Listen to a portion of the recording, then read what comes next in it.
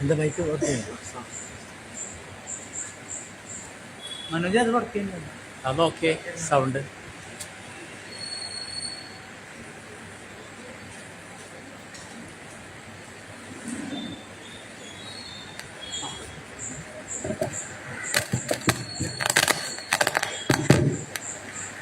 എല്ലാവർക്കും നമസ്കാരം.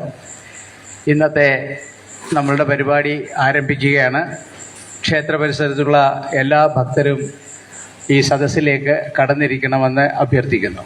ക്ഷേത്ര പരിസരത്തുള്ള എല്ലാ ഭക്തരും ഈ സദസ്സിലേക്ക് കടന്നിരിക്കണമെന്ന് അഭ്യർത്ഥിക്കുന്നു.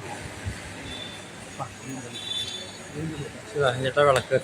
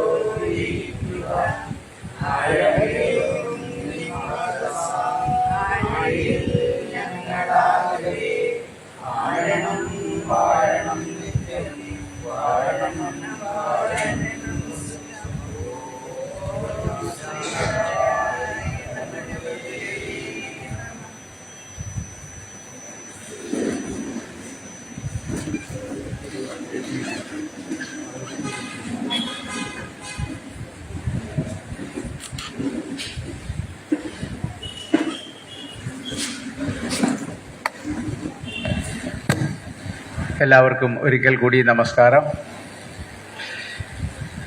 രാമായണ മാസാചരണത്തിൻ്റെ ഭാഗമായി 7 ദിവസത്തെ വിശേഷാൽ പരിപാടികളാണ് നമ്മളുടെ ക്ഷേത്രത്തിൽ നടക്കുന്നത്. അതിൻ്റെ 3-ാം ദിവസമാണിന്ന്. ഈ 7 ദിവസങ്ങളിലും പ്രഭാഷണ പരമ്പരകൾ ഉണ്ട്. കഴിഞ്ഞ 2 ദിവസങ്ങൾ പ്രഭാഷണങ്ങൾ നമ്മൾ കഴിഞ്ഞു. ഇന്നത്തെ പ്രഭാഷണം യഥാർത്ഥത്തിൽ ചെയ്യാനിരുന്നത് നമ്മളുടെ ശ്രീ ലാലൻ മാസ്റ്ററാണ്, TU ലാലൻ മാസ്റ്ററാണ്. അദ്ദേഹത്തിന് ത്രോട്ട് ഇൻഫെക്ഷൻ കാരണം വരാൻ സാധിക്കില്ല എന്നറിയിച്ചു. ഇന്നത്തെ പ്രഭാഷണത്തിന് നമുക്ക് വിധിച്ചിട്ടുള്ളത് നമ്മുടെ ഡോക്ടർ ബിനോയിയാണ്. ഡോക്ടർ ബിനോയിയെ ഞാൻ പരിചയപ്പെടുത്തേണ്ട ആവശ്യമില്ല. കാരണം നമ്മൾ ഈ പരിപാടി സെറ്റ് ചെയ്ത സമയത്ത് ഡോക്ടർ ബിനോയിയെ ഉൾപ്പെടുത്താൻ കഴിഞ്ഞില്ല എന്നൊരു കുറ്റബോധത്തോടു കൂടി കഴിഞ്ഞ 2-3 ദിവസത്തോട് നമ്മൾ ഇവിടെ നിൽക്കുന്നുണ്ടായിരുന്നു. കാരണം ഈ പരിപാടിയുടെ നോട്ടീസ് ഇറങ്ങിക്കഴിഞ്ഞപ്പോൾ നമ്മളുടെ കമ്മിറ്റിയിലുള്ള പലരും ചോദിച്ചു, നമ്മൾ ഡോക്ടർ ബിനോയിയെ നമ്മൾ തീർച്ചയായിട്ടും ഒന്ന് ഉൾപ്പെടുത്തേണ്ടതാണ് ആയിരുന്നു. പക്ഷെ എന്നിരുന്നാലും എങ്ങനെയോ അത് സാധിച്ചില്ല. പക്ഷേ ഇന്നലെ അവിചാരിതമായി അദ്ദേഹത്തിന് വീണ്ടും നമ്മളുടെ മുമ്പിൽ വന്ന് നമ്മളോട് ഒരു പ്രഭാഷണം നടത്താൻ യോഗം അദ്ദേഹത്തിന് തന്നെ കിട്ടി. അതിൽ നമ്മൾ ഏറെ സന്തോഷിക്കുന്നു. ഡോക്ടർ ബിനോയിയെ ഞാൻ നിങ്ങൾക്ക് പരിചയപ്പെടുത്തേണ്ട ആവശ്യമില്ല. അദ്ദേഹം ശിവഗിരി മഠത്തിലെ ഒരു ശിഷ്യനാണ്. അദ്ദേഹം ഗുരുദേവനെ കുറിച്ച് കേരളത്തിനകത്തും പുറത്തും ഇന്ത്യക്ക് പുറത്തും ഒക്കെയായി 4000-ലേറെ പ്രഭാഷണങ്ങൾ നടത്തിയ വ്യക്തിയാണ്. അദ്ദേഹം സൈക്യാട്രിയിൽ MD ചെയ്ത, ഇവിടെ തൊട്ടടുത്ത് തന്നെ പ്രാക്ടീസ് ചെയ്യുന്ന ഒരു ഡോക്ടറാണ്. തികഞ്ഞ ഗുരുഭക്തനാണ്. ഇന്നത്തെ നമ്മുടെ രാമായണ പാരായണത്തിന്റെ ഭാഗമായി രാമായണ മാസത്തിൽ നമ്മൾ ഈ ആചരിക്കുന്നതും രാമായണ മാസത്തിൽ നമ്മൾ ഔഷധക്കഞ്ഞി കഴിക്കുന്നതും ഇതിനെപ്പറ്റി ആധികാരികമായിട്ട് നമ്മളെ പറഞ്ഞ് മനസ്സിലാക്കി തരാൻ അദ്ദേഹത്തിന് കഴിയും. അങ്ങനെ ഇന്ന് നമ്മൾക്ക് അദ്ദേഹത്തെ ശ്രമിക്കാം. ഞാൻ എല്ലാ ആദരവോടും കൂടി ഡോക്ടർ ബിനോയിയെ വേദിയിലേക്ക് ക്ഷണിക്കുന്നു.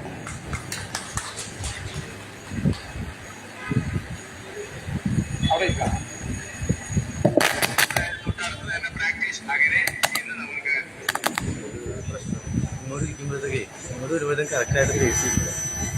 ഇങ്ങോട്ട് വരുമ്പോഴത്തേക്കേ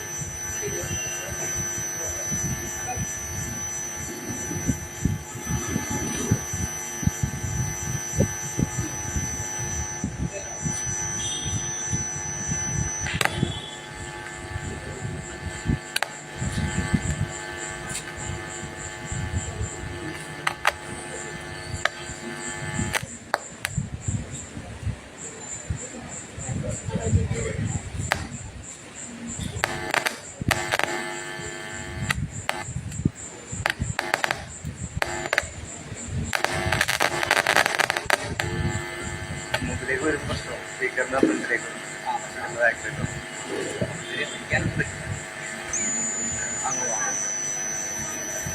സ്പീക്കറിന്റെ ഫ്രണ്ടിലേക്ക്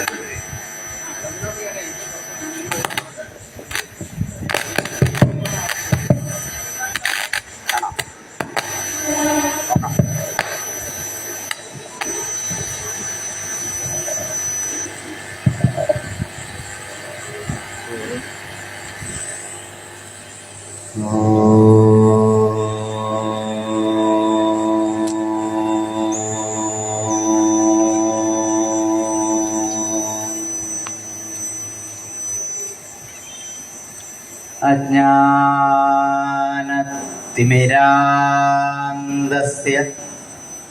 ജ്ഞാനാഞ്ജനശലാകയ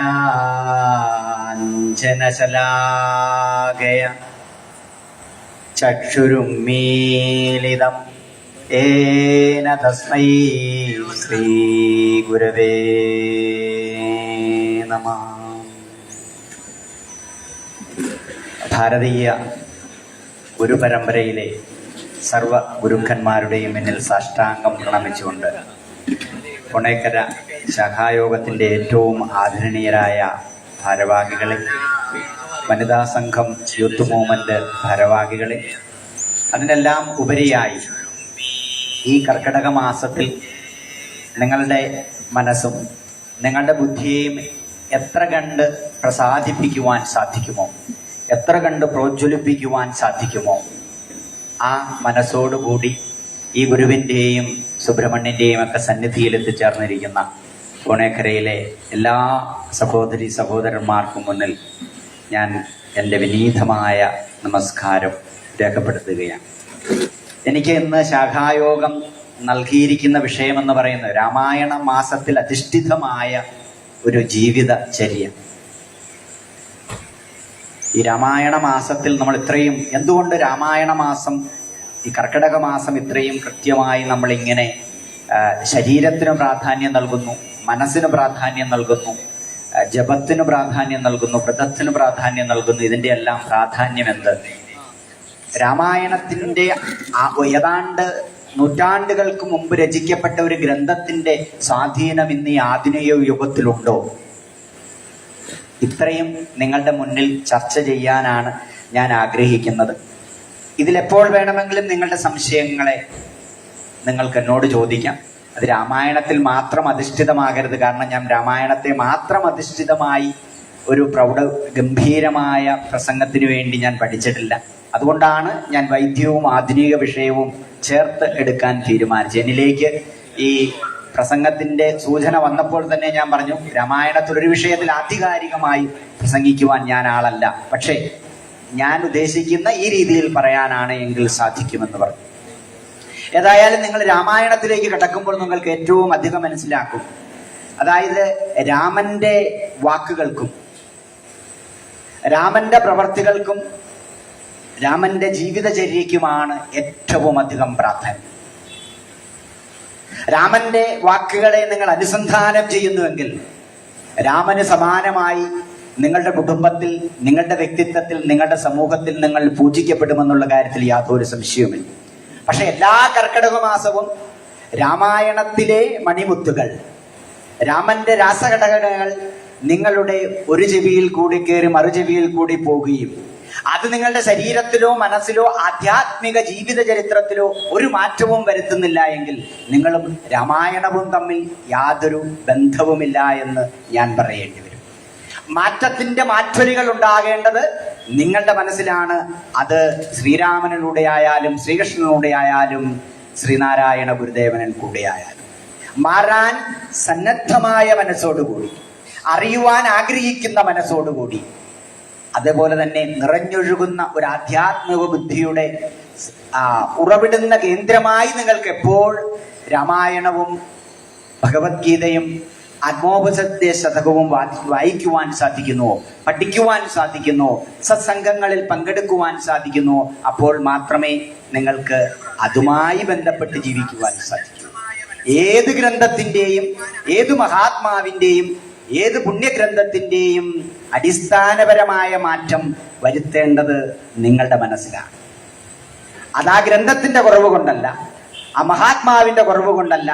നിങ്ങൾക്ക് മാറാനുള്ള ഒരു സമയമോ അല്ലെങ്കിൽ നിങ്ങൾ ആഗ്രഹിക്കുന്ന ഒരു വ്യവസ്ഥയോ നിങ്ങളുടെ മനസ്സിൽ നിങ്ങൾ സുസജ്ജമാക്കാത്തത് കൊണ്ട് മാത്രമാണ് ആ രീതിയിലേക്ക് നമുക്ക് കടക്കാൻ സാധിക്കും. ഇതേ രീതിയിൽ തന്നെ നിങ്ങൾ നോക്കുക, രാവണാദികളുടെ സ്വഭാവ ദൂഷ്യവും രാമലക്ഷ്മണന്മാരുടെ സ്വഭാവ വൈഭവവും തമ്മിലുള്ള യഥാർത്ഥമായ മാറ്റുരയ്ക്കലാണ് ഇവിടെ നടക്കുന്നത്. രാമനിലും മനസ്സുണ്ട്, രാവണനിലും മനസ്സുണ്ട്. രാമനും രാവണനും പഠിക്കുന്നതും പ്രവർത്തിക്കുന്നതും എല്ലാം ഒരേ രാജ്യത്ത് തന്നെയും അതുപോലെ തന്നെ ഒരേ പ്രത്യയശാസ്ത്രത്തിലുമാണ്. പക്ഷേ രണ്ടുപേരും എങ്ങനെ വാഴ്ത്തപ്പെടുന്നയാളായും ഒരാൾ എപ്പോഴും നിഗ്രഹം ഏറ്റുവാങ്ങുവാനായി മാറുന്നത് അവരുടെ മനസ്സിൽ അവർ സങ്കല്പിക്കുന്ന സങ്കല്പത്തിന്റെ ഭാവമാണ്. അപ്പൊ എന്നെ ശ്രവിക്കുന്ന ഓരോരുത്തരും മനസ്സിലാക്കേണ്ടത് സത്യം മാത്രമേ ജയിക്കുകയുള്ളൂ, ധർമ്മം മാത്രമേ നിലനിൽക്കുകയുള്ളൂ. താൽക്കാലികമായി ധർമ്മത്തിന്റെ പക്ഷത്ത് നിങ്ങൾ നിൽക്കുമ്പോൾ ഒരുപക്ഷെ അതിന്റെ തുടക്കത്തിൽ നിങ്ങൾക്ക് പരാജയം സംഭവിച്ചു എന്ന് വരാം. പക്ഷെ നിങ്ങൾ ഒരിക്കൽ പോലും അധർമ്മത്തിന്റെ പാതയിൽ നിന്നുകൊണ്ട് ജയിക്കാൻ ശ്രമിക്കരുത്. അതാണ് ഗുരു വളരെ വ്യക്തമായി പറയുന്നത്. ധർമ്മത്തിന്റെ പക്ഷത്ത് നിന്ന് പരാജയപ്പെടുന്നവരോട് എനിക്ക് യാതൊരു വിരോധവുമില്ല, പക്ഷേ അധർമ്മത്തിന്റെ പക്ഷത്ത് നിന്ന് വിജയിക്കാൻ ശ്രമിക്കുന്നവരോടാണ് എനിക്ക് വിരോധമെന്ന് പറയുന്നത്. അപ്പൊ ആധ്യാത്മികമായി നമ്മളുടെ മനസ്സിൽ നിങ്ങളുടെ ജീവിത പങ്കാളിയോട്, നിങ്ങളുടെ കുഞ്ഞുങ്ങളോട്, നിങ്ങളുടെ സമീപവാസികളോട്, നിങ്ങളുടെ സമുദായ അംഗങ്ങളോടും നിങ്ങളുടെ ശരീരം കൊണ്ടും നിങ്ങളുടെ വാക്കുകൊണ്ടും നിങ്ങളുടെ മനസ്സുകൊണ്ടും നിങ്ങൾ ഒരിക്കലും പോർമുഖം തുറക്കാൻ പാടില്ല. ആധ്യാത്മിക ചര്യയായിരിക്കണം ഈ മാസത്തിൽ നമ്മളിൽ ഉണ്ടാകണം. അല്ലെങ്കിൽ രാവണനും അതുപോലെ തന്നെ രാമനുമൊക്കെ കഥാപാത്രങ്ങളായി നമ്മളുടെ മുന്നിൽ നിഴലിക്കും. അങ്ങനെയല്ല, രാവണൻ എന്ന കഥാപാത്രവും രാമൻ എന്ന കഥാപാത്രവും ലക്ഷ്മണൻ എന്ന കഥാപാത്രവും നമ്മളുടെ ജീവചരിത്രത്തിൽ ഒരിക്കലും ചെയ്യാൻ പാടില്ലാത്തതിനെ അതേപോലെ തന്നെ സ്വീകരിച്ചുകൊണ്ട്, ചെയ്യേണ്ടതിനെയെല്ലാം അതേ അർത്ഥത്തിൽ സ്വീകരിച്ചുകൊണ്ട് മുന്നോട്ട് പോകുമ്പോഴാണ് നമുക്ക് നമ്മളുടെ ജീവിതത്തെ വിജയത്തിന്റെ പാതയിലേക്ക്, വിഷയത്തിലേക്ക് കൊണ്ടുവരാൻ സാധിക്കും. നിങ്ങൾ ആധ്യാത്മിക രാമായണത്തെ സംബന്ധിച്ചിടത്തോളം നിങ്ങൾ കമ്പരാമായണം, തുളസി രാമായണം, ദ്വിപദ രാമായണം, ജൈനരാമായണം എന്ന അനേക രാമായണത്തിന്റെ പതിപ്പുകളുണ്ട്. അതിലൂടെ എല്ലാം പോകുമ്പോഴും ഒരു വ്യക്തിത്വത്തെ എത്ര കണ്ട് ഉയർത്താം, എത്ര കണ്ടുണർത്താം, നിങ്ങൾക്ക് വേണ്ടി, കുടുംബത്തിന് വേണ്ടി, രാജ്യത്തിന് വേണ്ടി നിങ്ങൾക്ക് എങ്ങനെയൊക്കെ സേവനം നടത്താമെന്ന് മാത്രമേ രാമായണത്തിന്റെ ഒരു ശ്രേഷ്ഠ കവിയിൽ അവർക്ക് വാൽമീകിക്ക് പറയാനോ. അത് നമ്മൾ മനസ്സിലാക്കുന്നുണ്ട്. എങ്ങനെയാണ്? നമ്മളിൽ എന്തൊക്കെ നിഴലിക്കുന്നു, നമ്മളിൽ എന്തൊക്കെ ഇല്ലാതാകേണ്ടതുണ്ടോ. അപ്പൊ ആത്മപരിശോധനയുടെ, ആത്മാരാധനയുടെ, സാക്ഷാത്കാരത്തിന്റെ മൂർത്തികൾ ഉയരേണ്ടത് നമ്മളുടെ ഹൃദയത്തിലാണ്. ആരാധനയുടെ നമ്മൾക്ക് കിട്ടിയിരിക്കുന്ന വൈഭവങ്ങളെ നമുക്ക് ആരാധിക്കുവാൻ സാധിക്കണം, അതിനെ തിരിച്ചറിയുവാൻ സാധിക്കണം, അതിനെ അംഗീകരിക്കുവാൻ സാധിക്കണം. ആത്മപരിശോധന എല്ലാ ദിവസവും ഉണ്ടാകണം.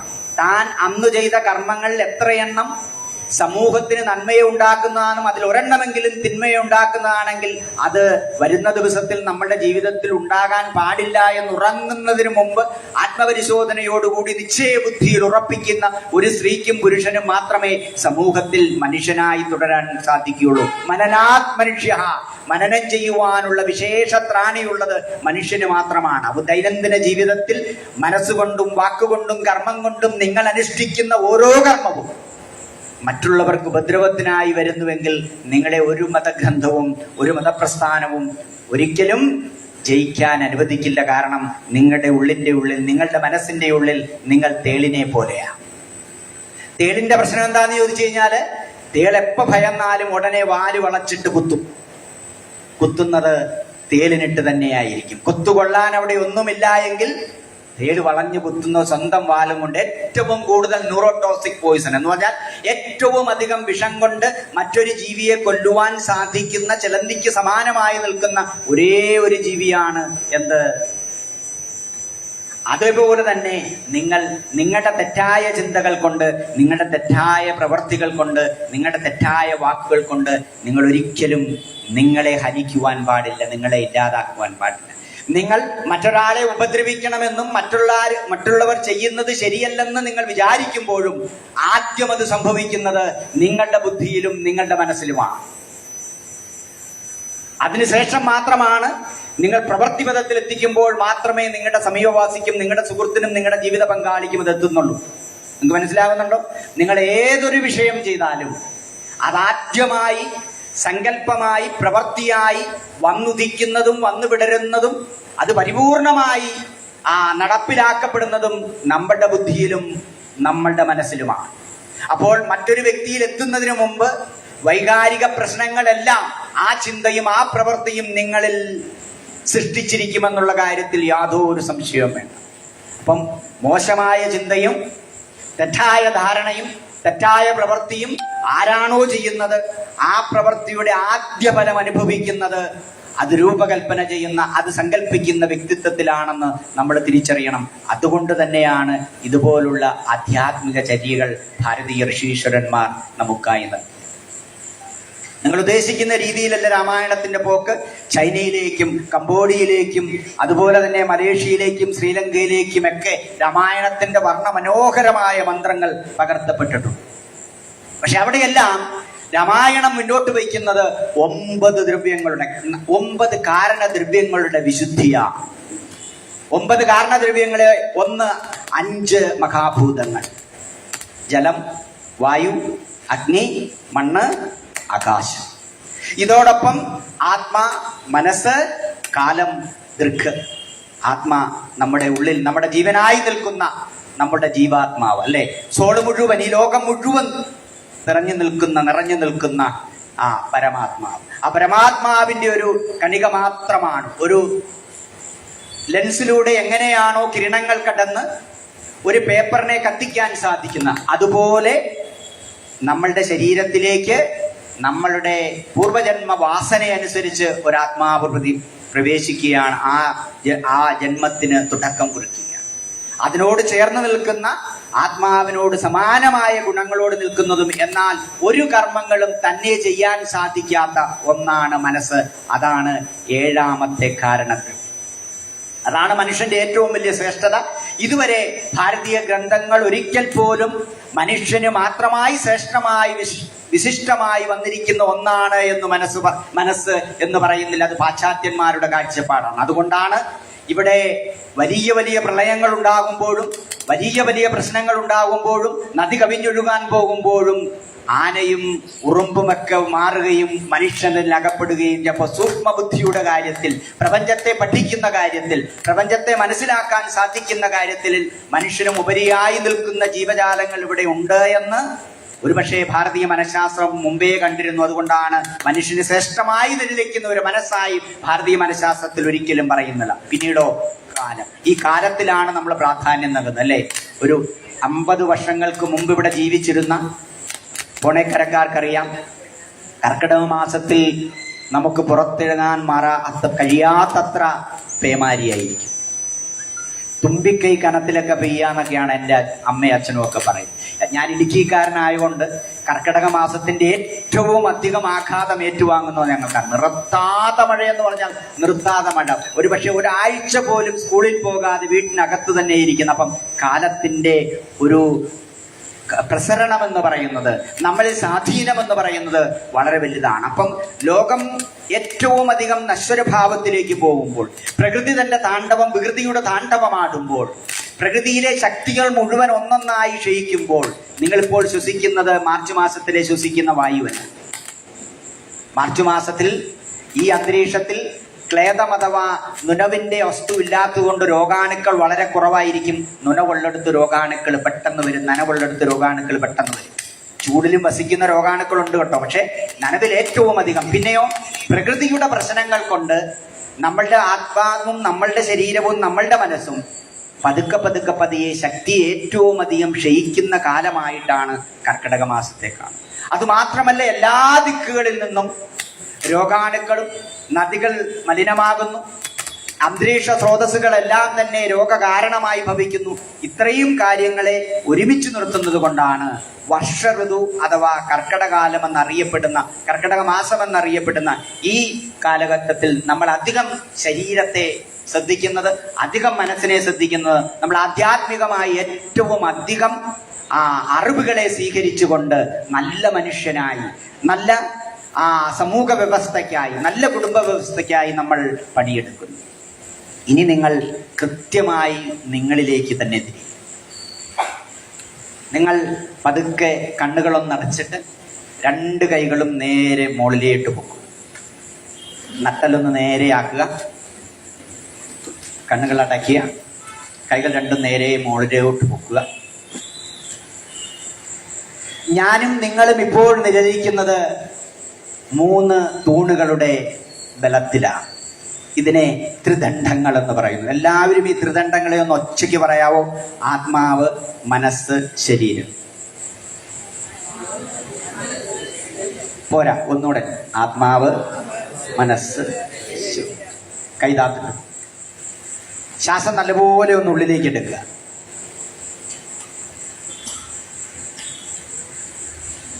ഞാൻ ആദ്യം പറഞ്ഞത് ആത്മാവ് അല്ലെ, അതിഥി ആത്മാ. എല്ലാ സ്ഥലത്തും നമ്മളുടെ ശരീരത്തിൽ ഏതു സമയത്തും പ്രസരിച്ചു നിൽക്കുവാനും എപ്പോഴും ഉറങ്ങുമ്പോഴും സ്വപ്നം കാണുമ്പോഴും നേതാവായി നിലനിൽക്കുന്ന ഏറ്റവും ശക്തനായ ദ്രവ്യമാണ് ആത്മാവ് എന്ന് പറയുന്നത്. അതാണ് നമ്മുടെ ജീവന്റെ ആധാരം അല്ലെ. അത് പോയി കഴിയുമ്പോഴത്തേനും നമ്മള് അത് ഞാൻ ഒന്നും പറഞ്ഞില്ല, ശവമാകും. എന്തു പോകുമ്പോഴാ ശവമാകുന്നെ? ആ ശിവം പോയാ പിന്നെ ശവമാകും. അത് കഴിയുമ്പം ഡോക്ടർ ബിനോയിയെ കൊണ്ടുവന്നോന്ന് ചോദിക്കുമോ? ഇല്ല. എന്നാ ചോദിക്കും? ശവം. എനിക്ക് ഒരു കൂസലും ഇല്ലാതെ ചോദിക്കുമോ ശവം കൊണ്ടുവന്നു? അപ്പൊ നമ്മളിൽ ഏറ്റവും അധികം നിറഞ്ഞു നിൽക്കുന്നത്, നിങ്ങളെ നിങ്ങളായി സ്മരിക്കുന്നത്, അത് ആത്മാവ് നമ്മളിൽ നിന്നിരിക്കുമ്പോഴാണ്. അങ്ങനെയാണെങ്കിൽ ഈ ആത്മാവിന്റെ ഏറ്റവും വലിയ പ്രിയവസ്തു എന്താ? ഈ ആത്മാവിന്റെ ഏറ്റവും അധികം ഇഷ്ടം എന്താ?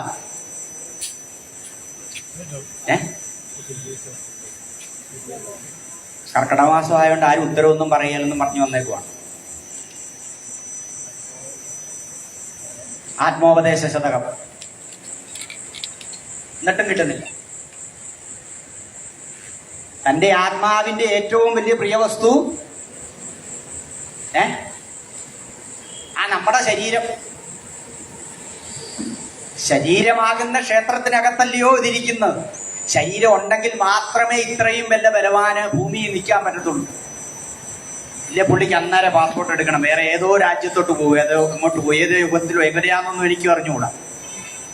അപ്പൊ നമ്മുടെ ശരീരത്തെ ശരീരമായി നിൽക്കുന്നത്, നമ്മൾ ശ്വസിക്കുമ്പോഴും നമ്മൾ മനനം ചെയ്യുമ്പോഴും നമ്മൾ കാര്യങ്ങൾ ചെയ്യുമ്പോഴും ഞാൻ ഞാൻ ഞാൻ എന്ന് പറയുന്നത് നിങ്ങൾ വ്യംഗ്യാർത്ഥത്തിൽ നിങ്ങളുടെ ആത്മാവിനെയാണ്.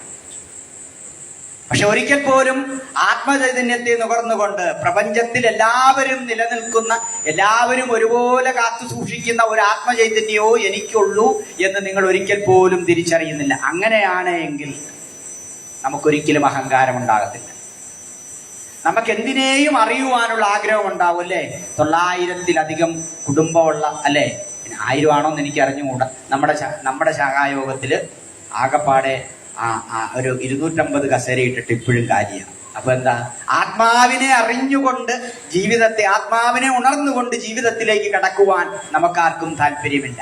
എങ്ങനെയോ ജീവിതം അങ്ങ് കഴിഞ്ഞു പോകുന്നു. അപ്പം ആത്മാവിനെയാണ് നമ്മൾ ഏറ്റവും അധികം എന്തും ഈ ലോകത്ത് ചെയ്യുന്ന എന്തിനും ക്രോഡീകരിക്കപ്പെടുന്നതും ഉൾക്കൊണ്ടുകൊണ്ട് നിർത്തുന്നതും നിങ്ങളെ അടുത്ത ജന്മത്തിലേക്ക് കൊണ്ടുപോകുന്നതുമെല്ലാം നിങ്ങൾ എന്തൊക്കെയാണോ ആത്മാവിനോട് പറയുന്നത്, എന്തൊക്കെയാണോ ആത്മാവിനെ കൊണ്ട് ചെയ്യുന്നത്, എന്തെല്ലാമാണോ ആത്മാവിൽ രൂഢമായി നിങ്ങൾ നൽകുന്നത്, അതിനെ മാത്രമാണ്. ആത്മാവിന് ഇത്രയും പ്രാധാന്യമുണ്ടെന്ന് മനസ്സിലായല്ലോ. അതുകൊണ്ടാണ് രാമായണ പാരായണവും ശരീരത്തിലെ മലങ്ങളെ മുഴുവൻ, വിഷങ്ങളെ മുഴുവൻ മാറ്റിമറിക്കുന്ന, ശരീരത്തിലെ വിഷാംശങ്ങളെ മൊത്തം കളഞ്ഞുകൊണ്ട് നല്ല കർക്കിടകക്കഞ്ഞി കുടിച്ചുകൊണ്ട് ശരീരത്തെ പരിശുദ്ധമായി നിർത്തിക്കൊണ്ട് നല്ല നിറഞ്ഞ നിലവിളക്കിന്റെ മുന്നിൽ നട്ടല് നിവർന്ന് പരിശുദ്ധമായി പരിപാവനമായി ഒരു പെൻഡുലം പോലെ നിർത്തുന്ന മനസ്സും, അനങ്ങാതെ നിർത്തുന്ന മനസ്സും, ശുദ്ധമായ ആധ്യാത്മിക ചിന്തയും ശുദ്ധമായ ശരീരവും ചേരുമ്പോൾ ഈ വർഷകാലം, ഈ വർഷ ഋതു, ഈ കർക്കിടക മാസം നിങ്ങളുടെ വർഷങ്ങൾക്ക് മുന്നോട്ടുള്ള ഊർജവും ഓജസ്സും ഒക്കെ പ്രധാനം ചെയ്യും. അപ്പൊ ആത്മപരിശോധനയ്ക്ക്, ആത്മാരാധനയ്ക്ക് ഏറ്റവും അധികം ആചാര്യന്മാർ നിർദ്ദേശിക്കുന്ന വർഷമാണ്.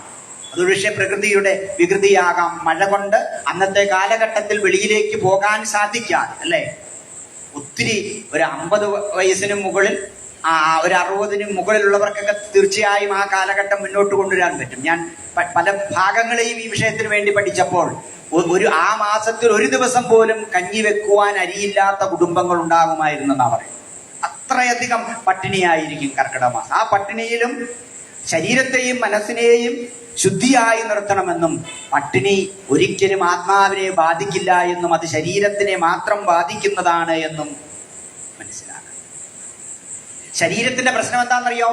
ഓരോ നിമിഷവും നശിച്ചുകൊണ്ടിരിക്കുന്ന ഒരേ ഒരു സാധനമേ ഉള്ളൂ ഈ ഭൂമുഖത്ത്, അത് ശരീരമാണ്. ശീര്യതേ അനേന ഇത് ശരീരം. നിങ്ങൾ ഓരോ ജന്മ വർഷവും അല്ലെങ്കിൽ ഓരോ പിറന്നാളും ആഘോഷിക്കുന്നു എന്ന് പറയുന്നത് നിങ്ങളുടെ കാലമൃത്യുവിലേക്ക്, അകാലമൃത്യുവിലേക്കല്ല, നിങ്ങളുടെ കാലമൃത്യുവിലേക്ക് ഒരു വർഷം നിങ്ങൾ എടുത്തു വെച്ചു എന്നുള്ളതാണ്. ഓരോ നിമിഷവും അല്ലെ? അങ്ങനെ വരുമ്പോൾ മരണം നമ്മൾ ദുഃഖിക്കേണ്ടതാണോ എന്നുള്ള ചർച്ച വരും. അത് അവസാനം വരുന്നത്. ശരീരത്തിനല്ല പ്രാധാന്യം കൊടുക്കേണ്ടത് എന്നാണ് കർക്കിടക മാസം ഏറ്റവും അധികം പറയും. ഓരോ നിമിഷവും നശിച്ചുകൊണ്ടിരിക്കുന്നതിനെ നിങ്ങൾ പുറകെ ഓടാതെ, അല്ലേ? അപ്പൊ ഇതുവരെ വാങ്ങിച്ച സ്പ്രേയും പൗഡറും ഇതെല്ലാം വേസ്റ്റ്. ആ പൈസ ഉണ്ടായിരുന്നെങ്കിൽ അല്ലേ, നല്ല കുളിയും നല്ല വിചാരവും നല്ല പ്രവൃത്തിയും ആ നിഴലിക്കുന്ന ശരീരമായി നിൽക്കുവാണെങ്കിൽ അത് ഓരോ നിമിഷവും നശിക്കുന്നത് കൊണ്ടൊരു പ്രയോജനവുമില്ല.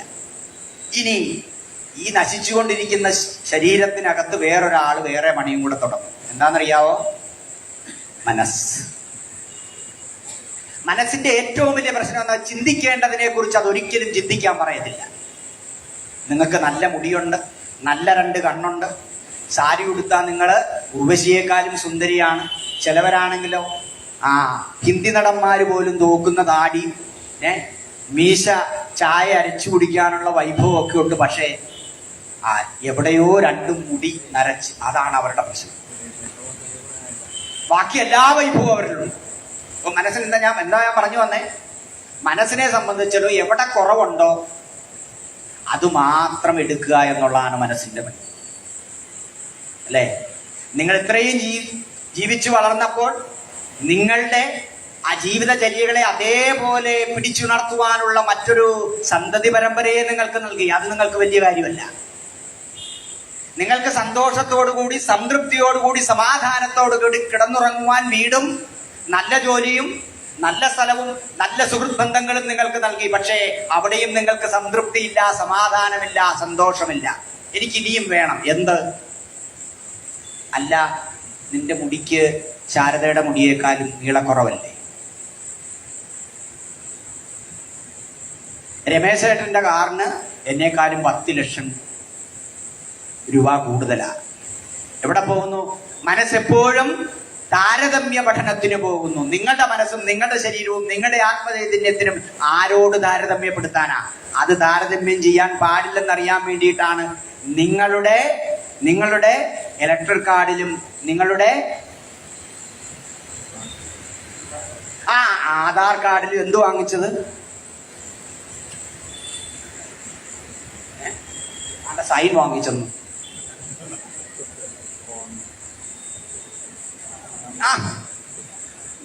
അപ്പം നമ്മളെ പോലെ വേറൊരു തമ്പ് ലോകത്തൊന്നും ഇല്ലെന്നാണോ? നമ്മുടെ തമ്പ് നമുക്ക് മാത്രമേ ഉള്ളത്. പിന്നെ എങ്ങനെ വേറൊരു തമ്പുമായിട്ട് താരതമ്യം ചെയ്യുന്നതെന്നാ ഞാൻ ചോദിക്കും. നിങ്ങളുടെ കണ്ണ് ഒപ്പിയെടുത്തപ്പോഴും നിങ്ങളുടെ തമ്പ് വെറും 4 ടൈപ്പുള്ള വര മാത്രമേ നിങ്ങളുടെ തള്ളവരലുള്ളൂ. ആ 4 ടൈപ്പുള്ള വര കൊണ്ടാണ് നിങ്ങൾ ലോകത്തിൽ ഒരു മനുഷ്യനോടും എന്ത് ചെയ്യാത്തത്? ഒത്തുപോകാത്തത്. വീട്ടിലുള്ളവരോട് ഒത്തുപോകുകയല്ല, പിന്നെ നാട്ടിലുള്ളവരോട്. അപ്പൊ ഇത്രയും ഭിന്നമാണ് നമ്മൾ. ആ ഭിന്നതയിലും നമ്മളുടെ മനസ്സ് എന്തു ചെയ്യുന്നു? താരതമ്യ പഠനത്തിന് പോകുന്നു. എന്തിന്റെ കാര്യത്തിൽ? സ്വത്തിന്റെ കാര്യത്തിൽ, സൗന്ദര്യത്തിന്റെ കാര്യത്തിൽ, സന്തോഷത്തിന്റെ കാര്യത്തിൽ, സമാധാനത്തിന്റെ കാര്യത്തിൽ. എന്നാൽ ഞാൻ ഉറപ്പിച്ചു പറയുന്നു, ഇതെല്ലാം ഉണ്ടാകേണ്ടത് നിങ്ങളുടെ മനസ്സിൽ തന്നെ. ഇതുണ്ടാക്കേണ്ടതോ സാറേ നമ്മൾ തന്നെ. വേറെ എവിടുന്നേലും സമാധാനം ഉണ്ടാക്കുന്ന ഒരു സ്ഥലം പറയാമോ? ആയിട്ടെന്ന്. നിങ്ങൾ ഏത് സമാധാനമുള്ളിടത്ത് പോയാലും, ഏത് സന്തോഷമുള്ളിടത്ത് പോയാലും, ഏത് സംതൃപ്തി തരുന്ന സ്ഥലത്ത് പോയാലും നിങ്ങളുടെ ഉള്ളിൽ ഇത് മൂന്നുമില്ല എങ്കിൽ ഒരിക്കലും നിങ്ങൾക്കതിനെ സ്വീകരിക്കുവാനും സാധിക്കത്തില്ല, ഉൾക്കൊള്ളുവാനും സാധിക്കത്തില്ല, അതുകൊണ്ട് ജീവിക്കുവാനും സാധിക്കത്തില്ല. അപ്പൊ ആദ്യമായി നിങ്ങളുടെ മനസ്സിൽ, നിങ്ങളുടെ ബുദ്ധിമണ്ഡലത്തിൽ, നിങ്ങളുടെ പ്രവൃത്തിചര്യയിൽ നിങ്ങൾ ആദ്യം ഉണ്ടാക്കേണ്ടത് നിങ്ങളെക്കുറിച്ചുള്ള സംതൃപ്തിയും നിങ്ങളെക്കുറിച്ചുള്ള സന്തോഷവും നിങ്ങളെക്കുറിച്ചുള്ള സംതൃപ്തിയും നല്ല മനനവുമായിരിക്കണം.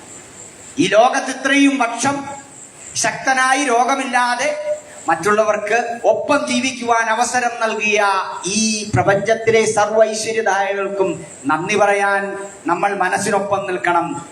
ഞാനായി നിൽക്കുന്നു. അപ്പം എന്നെ ശ്രവിക്കുന്ന എല്ലാവരും നാളെ രാവിലെ ഉണർന്നെഴുന്നേറ്റ് മുഖം കഴുകി പല്ലൊക്കെ തേച്ച് കണ്ണാടിയിൽ മുന്നിൽ നിന്നിട്ട് പറയണം, നീ ഭയങ്കര പുതിയ, നിന്നെ പോലെ ഒരു മിടുക്കനെ, നിന്നെ പോലെ ഒരു മിടുക്കിയെ, നിന്നെ പോലെ അർപ്പണ മനോഭാവമുള്ള ഒരു വ്യക്തിത്വത്തിനെ ഞാൻ ഇതുവരെ കണ്ടിട്ടില്ല. അമ്മയ്ക്ക് എന്നെ എതിരഭിപ്രായമല്ലോ ഉണ്ടോ? ഇല്ലെന്ന് എന്റെ ഒച്ച കൂടുന്നോണ്ട് അമ്മയ്ക്ക് ഒരു പേടി ഉണ്ടേലും ഇല്ലെന്നേ പറയുള്ളൂ. അതുകൊണ്ടാണ് ഞാൻ ആദ്യം തമ്പിന്റെ കാര്യം പറഞ്ഞത്. നിങ്ങൾക്ക് സമാനമായി നിങ്ങളുടെ കണ്ണുകളുടെ വലിപ്പമുള്ള, നിങ്ങളുടെ കൈവിരലിന്റെ വിരലടയാളമുള്ള, നിങ്ങളുടെ തലച്ചോറിന്റെ വലിപ്പമുള്ള, നിങ്ങളുടെ സൗന്ദര്യത്തിനുടമയുള്ള, നിങ്ങളുടെ രാസപദാർത്ഥങ്ങളുടെ ഘടനയുള്ള മറ്റൊരു സ്ത്രീയും പുരുഷനും ഇനിയൊരു 500 വർഷവും പുറകോട്ടൊരു 500 വർഷവും ജനിച്ചിട്ടില്ല എന്ന് ശാസ്ത്രം വളരെ വ്യക്തമായി പറയും. അതുകൊണ്ടാണ് ഞാൻ പറഞ്ഞത്, നിങ്ങളെ തന്നെ അംഗീകരിക്കുവാനും നിങ്ങളെ തന്നെ ആരാധിക്കുവാനുമുള്ള മനോഭാവം ഉണ്ടാവണം.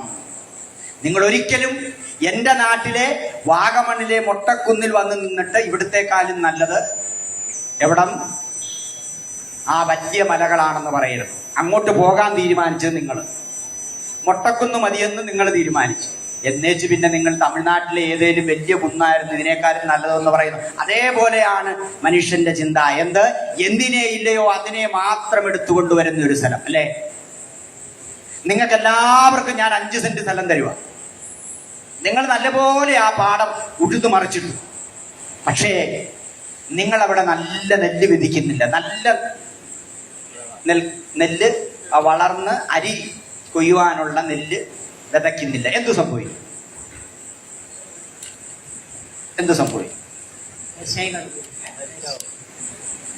തരിശായി കിടക്കും എന്ന് പറയുന്നത് അത് ശരിയാണോ?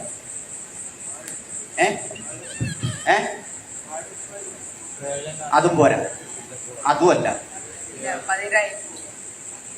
നെല്ല് വിതയ്ക്കാതെ എന്നെ ഒന്നു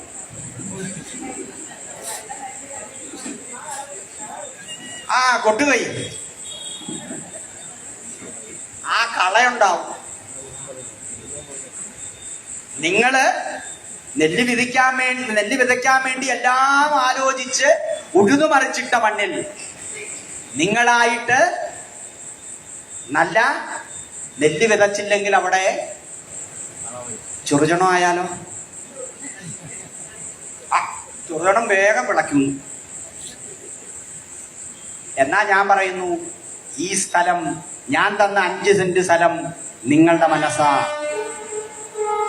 ഞാൻ തന്ന 5 സെന്റ് സ്ഥലം നിങ്ങളുടെ മനസ്സാണ്. എല്ലാ പ്രഭാതത്തിലും നിങ്ങൾക്ക് കിട്ടിയ അനുഗ്രഹങ്ങൾ കൊണ്ട്, നിങ്ങളുടെ നന്മകൾ കൊണ്ട്, നിങ്ങളുടെ ഹൃദയത്തെ ഉഴുതുമറിച്ചുകൊണ്ട് അവിടെ അന്നത്തെ പ്രവൃത്തിക്ക് വേണ്ട നല്ല നെല്ല് വിതച്ചില്ല എങ്കിൽ അവിടെ കാട് വളരും. ആ കാടാണ് അസൂയ, കുനിഷ്ട്, വിഷാദം, അമിതമായ ദേഷ്യം. ഇതല്ല. നിങ്ങൾക്ക് നിങ്ങളെ അറിഞ്ഞുകൊണ്ട് സന്തോഷവും സമാധാനവും സാന്ത്വനവും സംതൃപ്തിയും നിങ്ങളുടെ മനസ്സിൽ കിളിർക്കാൻ സാധിപ്പിക്കാത്തത് കൊണ്ട്, അല്ലെങ്കിൽ ഉയർത്തുവാൻ സാധിക്കാത്തത് കൊണ്ട് അവിടെ മറ്റുള്ള വിത്തുകൾ ഇതില്ലാതാകാനാണ് ഏറ്റവും അധികം കർക്കിടക മാസത്തിൽ പ്രാധാന്യം നൽകുന്നത്. എന്തുകൊണ്ട്? നല്ല കഞ്ഞികൾ കൊണ്ട് നമ്മളുടെ ശരീരം മുഴുവൻ ശുദ്ധിയാകണം. ശുദ്ധമായ ഒരു ക്ഷേത്രത്തിൽ, അല്ലെ? നമ്മൾ ഏത് ക്ഷേത്രത്തിൽ പോയാലും എത്ര നല്ല പ്രതിഷ്ഠയാണെങ്കിലും പരിസരം ശുദ്ധിയല്ല എങ്കിൽ, എന്തിന്? അവിടെ തിങ്ങി നിൽക്കുന്ന വായു മലിനമാണ് എങ്കിൽ, നിങ്ങൾക്ക് ഇഷ്ടമില്ലാത്തൊരു ഗന്ധമാണ് എങ്കിൽ, നിങ്ങളുടെ ഇഷ്ടദേവനെ നിങ്ങൾക്ക് സംതൃപ്തിയോടുകൂടി സമാധാനത്തോടുകൂടി ആരാധിക്കാൻ സാധിക്കില്ല. അതാണ് ആദ്യമായി ഭാരതീയ മനഃശാസ്ത്രം പറയുന്നത്. ആദ്യത്തെ 5 ദ്രവ്യങ്ങൾ എപ്പോഴും ശുദ്ധമായിരിക്കണം. വായു, വെള്ളം, മണ്ണ്, കാറ്റ്, അതുപോലെ തന്നെ നമ്മുടെ അതുപോലെ തന്നെ അഗ്നി.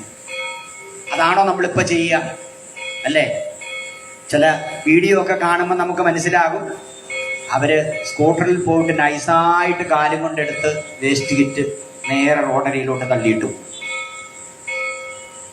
നമുക്കും നമ്മുടെ കുടുംബത്തിനും ഏറ്റവും അധികം പ്രശ്നമുള്ള അണുക്കളാണ് അവിടുന്ന് വളരാൻ പോകുന്നത്. അപ്പൊ നമ്മളുടെ സമീപത്തെ, നമ്മളുടെ അന്തരീക്ഷത്തെ ഏറ്റവും അധികം പരിശുദ്ധമായി നിർത്തേണ്ടത് നമ്മൾ തന്നെയാണ്. നിങ്ങളൊന്ന് ആലോചിച്ച് നോക്കിക്കോ, ഈ പഞ്ചമഹാഭൂതങ്ങളിൽ ഈ ഭൂമിയെയും ഈ വായുവിനെയും ഈ ജലത്തിനെയും മനുഷ്യനോളം ദുഷിപ്പിക്കുന്ന മറ്റൊരു ജന്മമില്ല, മറ്റൊരു സ്പീഷീസ് ഇല്ല ഈ ലോകത്ത്. മുയലിനെ എടുത്തു, മുയലിന് അല്പം വയറ് നിറയാൻ മാത്രം ആഹാരം കഴിക്കും, പോയൊരു മാളത്തിൽ കിടന്നുറങ്ങും. വീണ്ടും രാവിലെ എഴുന്നേക്കും, അതിലേക്ക് ചെറുതായിട്ടൊന്ന് ചാടും, രാത്രിയിൽ വീണ്ടും ഭക്ഷണം കഴിക്കും. അതിന് കുഞ്ഞുങ്ങൾക്കായി വലിയ മണിമാളികകൾ പണിയുന്നില്ല, അതിന്റെ ബാങ്കിൽ കൂടുതൽ ഡെപ്പോസിറ്റുകളൊന്നുമില്ല. ഒരു വീട് നിർമ്മിക്കുവാനായി ഒരു ഭൂമിയുടെ എല്ലാ അറകളെയും തുളച്ചുകൊണ്ട് വളരെ ആഴത്തിലേക്ക് കുഴൽക്കിണറുകൾ അടിക്കുന്നില്ല. ഇതെല്ലാം ചെയ്യുന്നത് മനുഷ്യനാണ്. താനാവസിക്കുന്ന, തനിക്ക് ജന്മം നൽകിയിരിക്കുന്ന, അല്ലെങ്കിൽ ഭൂമിദേവിയായി നിൽക്കുന്ന ആ ദേവിയുടെ എല്ലാ ഭാവനകളെയും തെറ്റിച്ചുകൊണ്ട് ഞാൻ മാത്രം സമാധാനത്തോടു കൂടിയിരിക്കണം, ഞാൻ മാത്രം സന്തോഷത്തോടു കൂടിയിരിക്കണം, എനിക്ക് മാത്രം ധനം വേണമെന്നുള്ള ഒരു അഹങ്കാരത്തോടു കൂടി, അല്ലെങ്കിൽ അമിതമായ ആഗ്രഹത്തോടു കൂടി, അമിതമായ ആഗ്രഹവും അമിതമായ അഹങ്കാരവും നശിക്കുന്നു എന്ന് ഏറ്റവും അധികം എടുത്തു പറയുന്നത് രാമായണത്തിലാണ്. ഇവിടെയാണ് രാമനും രാവണനും രണ്ട് കഥാപാത്രങ്ങളായി നിങ്ങളുടെ മനസ്സിൽ വരേണ്ടത്. രാമൻ രാജ്യത്തെ മുഴുവൻ രക്ഷിക്കുവാൻ വേണ്ടി, സ്വന്തം അച്ഛന്റെ വാക്കുപാലിക്കുവാനായി, സ്വന്തം ഭാര്യയെ രക്ഷിക്കുവാൻ വേണ്ടി, കണ്ടുപിടിക്കുവാൻ വേണ്ടി എത്രയധികം വാനരപ്പടയുണ്ടോ അതിനെ മുഴുവൻ സ്വീകരിച്ചുകൊണ്ട് അന്വേഷിക്കുമ്പോൾ, അതുപോലെ ഒരു പുരുഷനാകുവാൻ, ഒരു കുടുംബത്തിലെ പുരുഷനാകുവാൻ ഇന്ന് ഒരു പുരുഷന് കഴിയുന്നുണ്ടോ? ഇല്ല. സീതയെ കാണാതെ ആകുന്ന ആ ശുഭമുഹൂർത്തം മുഴുവൻ പിന്നീട് അങ്ങോട്ട് മനസ്സുകൊണ്ടും പ്രവൃത്തി കൊണ്ടും അലയുന്ന ഒരു പുരുഷനുണ്ടെങ്കിൽ 5 ദിവസം എല്ലാ മാസവും വരുന്ന മാസമുറയിൽ വരുന്ന ഒരു 450 മുതൽ 550 മുതൽ മില്ലിലിറ്റർ വരെ രക്തം നഷ്ടപ്പെടുന്ന ആ സമയത്ത് സ്വന്തം ഭാര്യയോട് പറയും, ഇന്ന് നിനക്ക് റെസ്റ്റ് എടുക്കാം, അടുക്കളയിൽ ഞാനിടും കാപ്പി, ഞാനുണ്ടാക്കും ബ്രേക്ക്ഫാസ്റ്റ്, ഞാനുണ്ടാക്കും ഉച്ചഭക്ഷണം, നിനക്ക് റെസ്റ്റ് എടുക്കാം. നിങ്ങൾ രാവണനെയും സീതയെയും രാമനെയും പഠിക്കുമ്പോൾ രാമന്റെ അവതാര വരിഷ്ഠങ്ങൾ നിങ്ങൾക്ക് നിങ്ങളുടെ ജീവിതത്തിൽ പ്രാവർത്തികമാക്കാൻ സാധിക്കണമെങ്കിൽ നിങ്ങളുടെ ഒപ്പമുറങ്ങുന്ന ജീവിത പങ്കാളിയെ നിങ്ങൾക്ക് സ്നേഹിക്കുവാൻ സാധിക്കണം.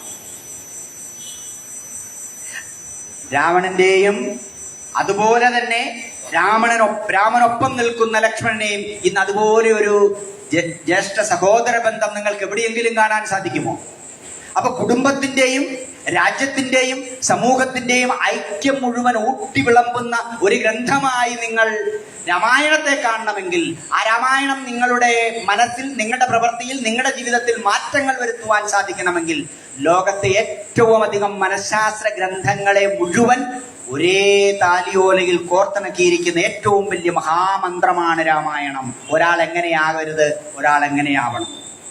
അച്ഛൻ നഷ്ടപ്പെടുമ്പോൾ, അമ്മ മറ്റൊരു രീതിയിൽ മറ്റൊരു രാജ്യത്തേക്ക് കടന്നു ചെയ്യപ്പെടുമ്പോൾ, സ്വന്തം ഭാര്യ നമ്മളിൽ നിന്ന് അകന്നു പോകുമ്പോൾ, സ്വന്തം പിതാവിന്റെ വാക്കുകൾ പാലിച്ചുകൊണ്ട് 14 വർഷം ഏറ്റവും ഘോരമായ കാനനവാസത്തിലും എങ്ങനെ നമുക്ക് ആധ്യാത്മികചര്യയെ അനുഷ്ഠിക്കാമെന്നെല്ലാം നമ്മളെ വിരൽ ചൂണ്ടുന്നതാണ്. എന്തിന്?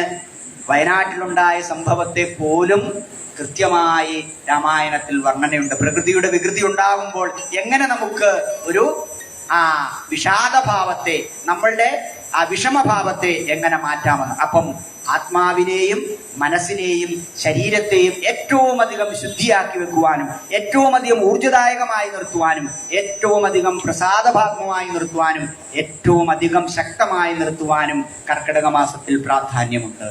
അതുകൊണ്ടാണ് ഇത്രയും അധികം അനുഷ്ഠാനങ്ങൾ വരും. ഒന്നുകൂടി ഞാൻ ഉറപ്പിച്ചു പറഞ്ഞുകൊണ്ട് ഞാൻ അടുത്ത വിഷയത്തിലേക്ക് കിടക്കുകയാണ്. നിങ്ങൾക്ക് എന്തൊക്കെ നഷ്ടപ്പെട്ടാലും, നിങ്ങളുടെ സമ്പത്ത് നഷ്ടപ്പെടട്ടെ, നിങ്ങളുടെ സഹോദരൻ നഷ്ടപ്പെട്ട, ഒരിക്കൽ പോലും നിങ്ങളുടെ മനോധൈര്യത്തെ നിങ്ങൾ കൈവിടാതിരിക്കുക. എന്തു നഷ്ടപ്പെട്ടാലും നിങ്ങളുടെ ഉള്ളിൽ തെളിഞ്ഞു നിൽക്കുന്ന ആധ്യാത്മിക ഊർജത്തെ, മനോബലത്തെ മുറുകെ പിടിച്ചാൽ നഷ്ടപ്പെട്ടതിനെ എല്ലാം നിങ്ങൾക്ക് വളരെ വളരെ വളരെ സമഭാവനയോടുകൂടി തിരിച്ചു പിടിക്കാൻ സാധിക്കും. മറിച്ച് ഏത് ചിന്തയിലും, ഏത് പ്രവൃത്തിയിലും, ഏത് പ്രൊഫഷനിലും, ഏത് കർമ്മ മേഖലകളിലും നിങ്ങളുടെ മനോബലമാണ് നശിക്കുന്നതെങ്കിൽ പിന്നീട് ഒരിക്കലും നിങ്ങൾക്ക് ആ മേഖലയിൽ ജയിക്കാൻ സാധിക്കില്ല എന്നുള്ള കാര്യത്തിൽ യാതൊരു സംശയവുമില്ല. ഇങ്ങനെ നിഴലിക്കുന്ന ഈ 3 ദണ്ഡങ്ങൾ, ത്രിദണ്ഡങ്ങൾ, സത്വം, ആത്മാ, ശരീരം, ആത്മാവ്, മനസ്സ്, ശരീരം, ഇതിനകത്ത് നിലനിൽക്കുന്ന വീണ്ടും ഒരു ഉൾത്തൂണുകളുണ്ട് 3 എണ്ണം. ആ 3 എണ്ണമാണ് ആഹാരം, നിദ്ര, മൈഥുനം. ഈ ഭൂമുഖത്തിൽ ജാതനായ ഓരോ വ്യക്തിയും ജീവിക്കുന്നത് ആഹാരത്തിലൂടെയാണ്. ആഹാരമുണ്ടാക്കുമ്പോൾ, ആഹാരം പാകം ചെയ്യുമ്പോൾ, ആഹാരം കഴിക്കുമ്പോൾ ആഹാരത്തിൽ എപ്പോഴും നിങ്ങൾ ഈശ്വരീയ ഭാവം കൊണ്ടുവരണം.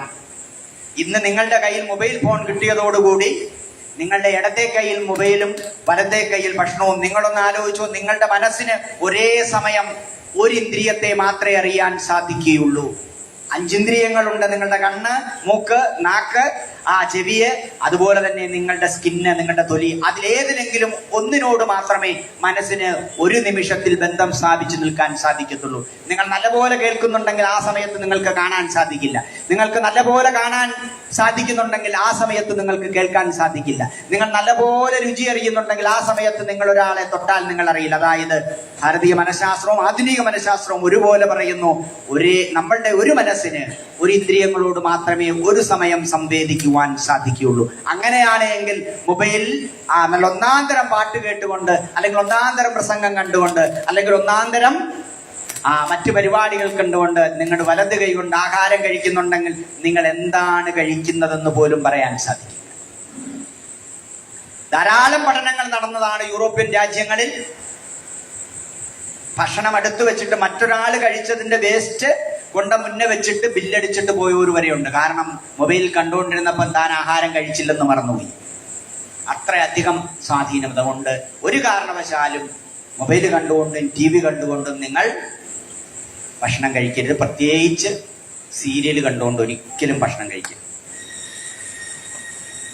സീരിയലിൽ എല്ലായിടത്തും പ്രശ്നം. ഒന്നെങ്കിൽ ഒരു കുടുംബനാഥൻ, 2 സ്ത്രീ കഥാപാത്രങ്ങൾ, അല്ലെങ്കിൽ ഒരു സ്ത്രീ 2 പുരുഷ കഥാപാത്രങ്ങൾ.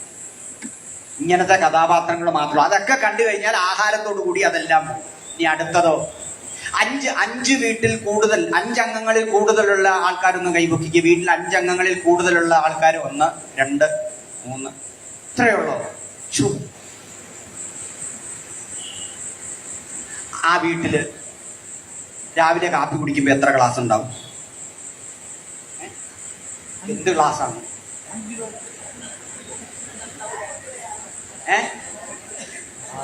5 അതങ്ങ് പറഞ്ഞാ പോയി. 5 പേരാണ് 5 ഗ്ലാസ്. പിന്നെ ബ്രേക്ക്ഫാസ്റ്റ് കഴിക്കുമ്പോൾ 5 പാത്രവും 5 ഗ്ലാസ്. 11 മണിക്ക് പിന്നെ എന്തെങ്കിലും ഇടയ്ക്ക് സ്നാക്സോ ഉണ്ടെങ്കിൽ പിന്നെ ഒരു 5 ഗ്ലാസും 5 ചെറിയ പാത്രവും. പിന്നെ ഉച്ചഭക്ഷണത്തിന് 5 പാത്രവും 5 ഗ്ലാസും. ടീച്ചറെ വൈകിട്ട് 4 മണിക്ക് പിന്നെ ഒരു ചായ. രാത്രിയിൽ പിന്നെ ഇപ്പൊ വീട്ടിൽ എത്ര പാത്രമായി, എത്ര ഗ്ലാസ്സായി?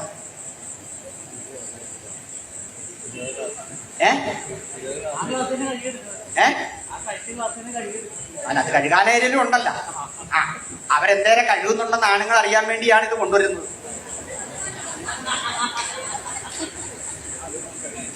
അത് നമുക്കിട്ട് കിട്ടിയെന്ന്. 5 വീടുണ്ടെങ്കിൽ 5 നേരം കൊണ്ട് 25 ഗ്ലാസ്. സ്കൂട്ടർ നന്നാക്കുമല്ലേ, ഇതുവരെ ക്ലാസ് നന്നാക്കിയിട്ടില്ല. ഇല്ല. പിന്നെ 5 × 5 25 പാത്രം. ഇത് കഴുകുകയും ഈ 5 പേരുടെ 5 ടൈപ്പിലുള്ള തുണി കഴുകുകയാണ് ആരുടെ പണി? അമ്മമാരുടെ പണി. അതിങ്ങനെ പറഞ്ഞ് ഇങ്ങ് കൊണ്ടുവന്നേക്കുവാണോ? ചിലവരെന്നെ രൂക്ഷമായിട്ട് നോക്കുന്നു, ഇവൻ കുടുംബകലം ഉണ്ടാക്കിയിട്ട് പോകാൻ വന്നതാണോ? ഇല്ല.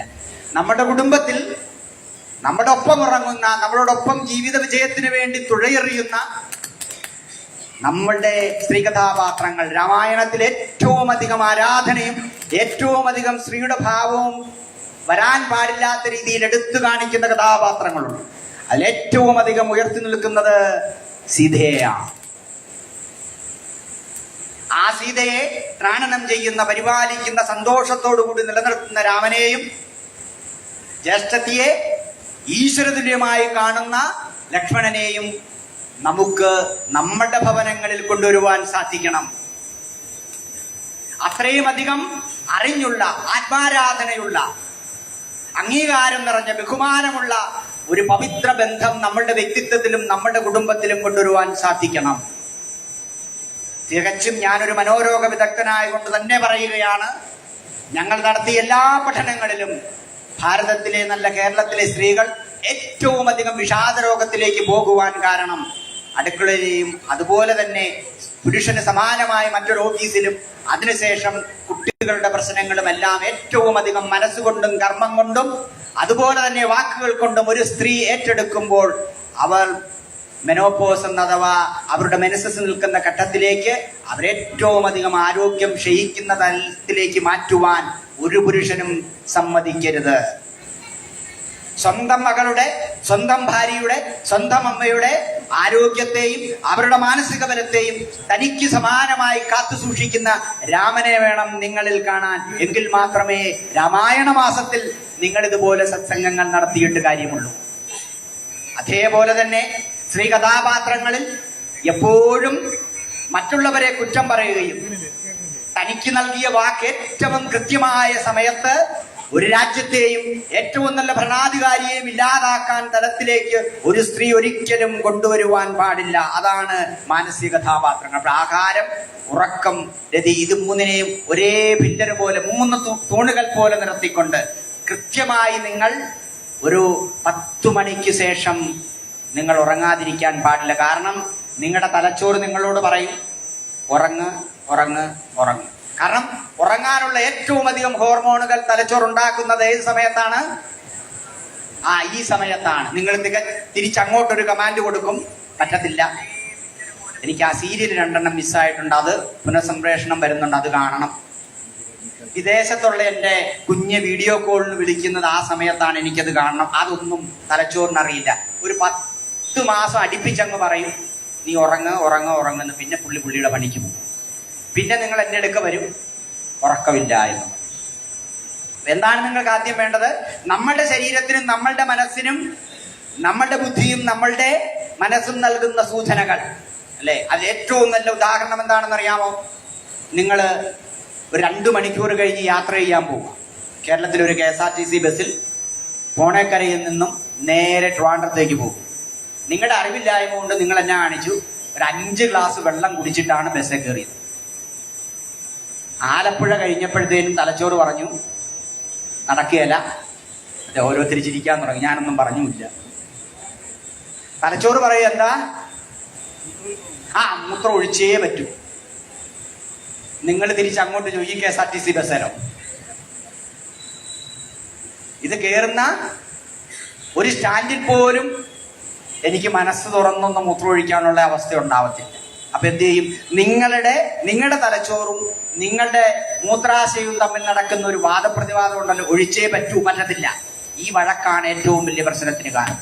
ഇത് നിങ്ങൾ മൂത്രത്തിന്റെ കാര്യത്തിൽ മാത്രമല്ല, നിങ്ങളുടെ യാത്രയിൽ നിങ്ങൾ മലമൂത്ര വിസർജനത്തിൽ കൊണ്ടുവരുന്ന പോലെ തന്നെ നിങ്ങളൊരു നല്ല കാര്യം ചെയ്യാൻ പറയുമ്പോൾ ചെയ്യാതിരിക്കുന്നതും, ചെയ്യാൻ പാടില്ല എന്ന് പറയുമ്പോൾ വീണ്ടും വീണ്ടും വീണ്ടും അതിനെ ചെയ്യണമെന്നും വാശി പിടിക്കുന്നത് നിങ്ങളുടെ ആത്മാവും നിങ്ങളുടെ മോശമായ മനസ്സും നിങ്ങളുടെ ശരീരവും തമ്മിലുള്ള ഏറ്റവും വലിയ തർക്കമാണ്. ആധുനിക മനഃശാസ്ത്രവും ഭാരതീയ മനഃശാസ്ത്രവും പറയുന്നു, ഒരു മനുഷ്യ ശരീരത്തിൽ, മനുഷ്യ മനസ്സിൽ ഏറ്റവും അധികം രോഗങ്ങളെ സമ്മാനിക്കുന്നത് നിങ്ങളുടെ ആത്മാവും നിങ്ങളുടെ മോശമായ മനസ്സും ശരീരവും തമ്മിലുള്ള വഴക്കാണ്. ഇത് നിങ്ങൾ തന്നെ സൃഷ്ടിക്കുന്നതാണ്. ഇത് നിങ്ങൾ തന്നെ സൃഷ്ടിക്കുന്നതാണ് അല്ലേ? വിശക്കുമ്പോൾ ആഹാരം കഴിക്കുന്നവർ ആരെങ്കിലും ഉണ്ടോ? 1 മണിക്ക് ക്ലോക്കിൽ ബെല്ലടിച്ചാൽ, 1 മണിയടിച്ചാൽ അല്ലേ, വിഭവസമർത്ഥമായ സദ്യ.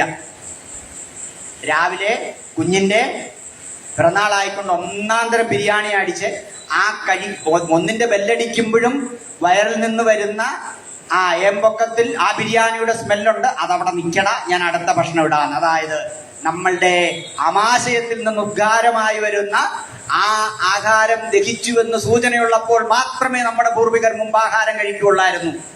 പിന്നെ നമുക്കൊരു പ്രശ്നമുണ്ട് ഈ ആഹാരത്തിന്റെ കാര്യത്തിൽ. എന്നാണെന്നറിയാമോ? നമ്മുടെ പൂർവികർ ഏറ്റവും അധികം നല്ല ആഹാരം കഴിച്ചിരുന്നവരാണ്. പക്ഷേ അവർ വലിയ പാത്രത്തിൽ നല്ലപോലെ അല്ലേ, നല്ല എന്നാ ഒരു എന്തോ ഒരു പൂവിന്റെ പേര് പറയുമല്ലോ, അതുപോലത്തെ ചോറെന്നൊക്കെ പറയുന്നത്. ഓ, തുമ്പപ്പൂ പോലത്തെ ചോറെന്ന് ഇപ്പൊ കിട്ടും. തുമ്പപ്പൂ പോലെ. തുമ്പപ്പൂ കിട്ടുന്നില്ല, പിന്നെ അപ്പൊ ചോറ് കിട്ടുന്നു. ഇത് കഴിച്ചിട്ട് അവർ 6 മണിക്ക് പാടത്തിറങ്ങിയാൽ, പാറമടയിലിറങ്ങിയാൽ, പണിസ്ഥലത്തിറങ്ങിയാൽ പിന്നെ 1 മണിക്കേ കയറത്തും. നിങ്ങളോ?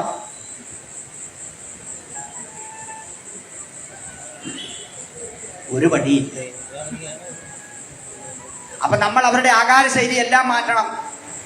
അവര് കഴിച്ചിരുന്ന ചോറിന്റെ അംശം കുറച്ചിട്ട് പച്ചക്കറികൾ കൂടുതൽ കൂട്ടി, എന്തിന് മില്ലറ്റ്സ്, റാഗി പോലുള്ള ഐറ്റങ്ങൾ പെട്ടെന്ന് ദഹിച്ച് ശരീരത്തിലേക്ക് അധികം ഊർജം കൊടുക്കാത്ത ആഹാരത്തെ കഴിക്കണം. ഒരു കാരണവശാലും പാറമടയിൽ രാവിലെ 8 മണി മുതൽ വൈകിട്ട് 5 മണി വരെ പണിയെടുക്കുന്നവനും എന്നെ പോലെ കസേരയിലിരുന്ന് കറങ്ങി മരുന്നെഴുന്നവരും ഒരേ രീതിയിൽ ആഹാരം കഴിച്ചാൽ ഞാൻ പെട്ടെന്ന് മരിക്കും, അദ്ദേഹം ദീർഘകാലം ജീവിക്കും.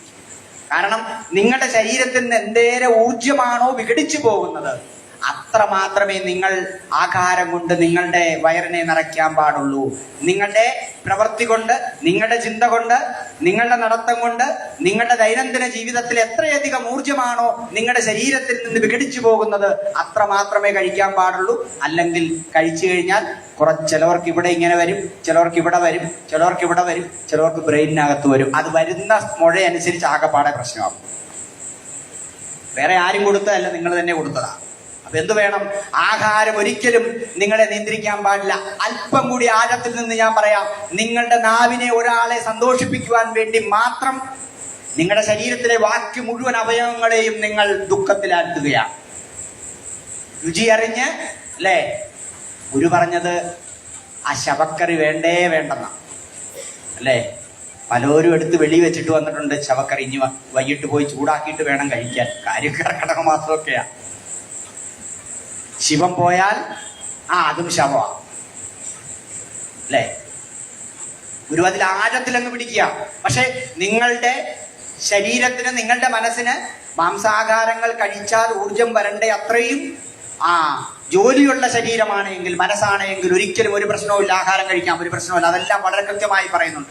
അങ്ങനെയാണെങ്കിൽ നമ്മൾ ഏറ്റവും അധികം ആരാധിക്കുന്ന രാമൻ മോശമായ കഥാപാത്രമാണ് എന്നുള്ള കാരണം രാമൻ അമ്പ ചെയ്ത് മാനിനെ വീഴ്ത്തി ആ മാൻ ഭക്ഷിച്ചതായി പറയുന്നുണ്ട്. അപ്പോൾ നമുക്കാവശ്യമാണെങ്കിൽ നമ്മുടെ ജീവൻ നിലനിർത്തുവാൻ, നമ്മുടെ ജീവിതത്തിന് ഐശ്വര്യത്തെ കൊണ്ടുവരുവാൻ നാമമാത്രമായി നമുക്ക് ആവശ്യമുള്ള രീതിയിൽ എപ്പോഴും ആഹാരത്തെ സ്വീകരിക്കുന്നതിൽ കൂടെ. അപ്പൊ ആഹാരമായി, ഉറക്കമായി, ദൈനംദിന ജീവിതത്തിൽ എപ്പോഴും ഈ ആഹാരവും ഉറക്കവും പോലെ തന്നെയാണ് ഒരു സ്ത്രീയും പുരുഷനും തമ്മിലുള്ള കുടുംബ ബന്ധം.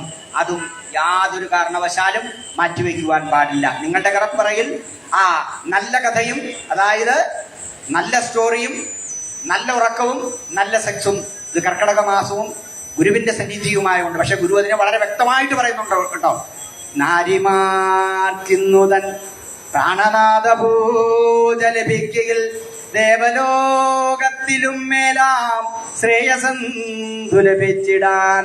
നാരിമാർക്കിന്നുതൻ പ്രാണനാഥ പൂജ ലഭിക്കയിൽ ദേവലോകത്തിലും മേലാം ശ്രേയസന്ധു ലഭിച്ചിടാൻ. ദേവപൂജയ്ക്ക് സമാനമായി ദേഹപൂജയെ ഈ ഭാരതത്തിൽ അവതരിപ്പിച്ച ഏറ്റവും വലിയ ശ്രേഷ്ഠനാണ് ശ്രീനാരായണ ഗുരുദേവൻ. അങ്ങനെ എൻ്റെ അവസാന ഭാഗത്തിലേക്ക് ഞാൻ കടക്കുകയാണ്.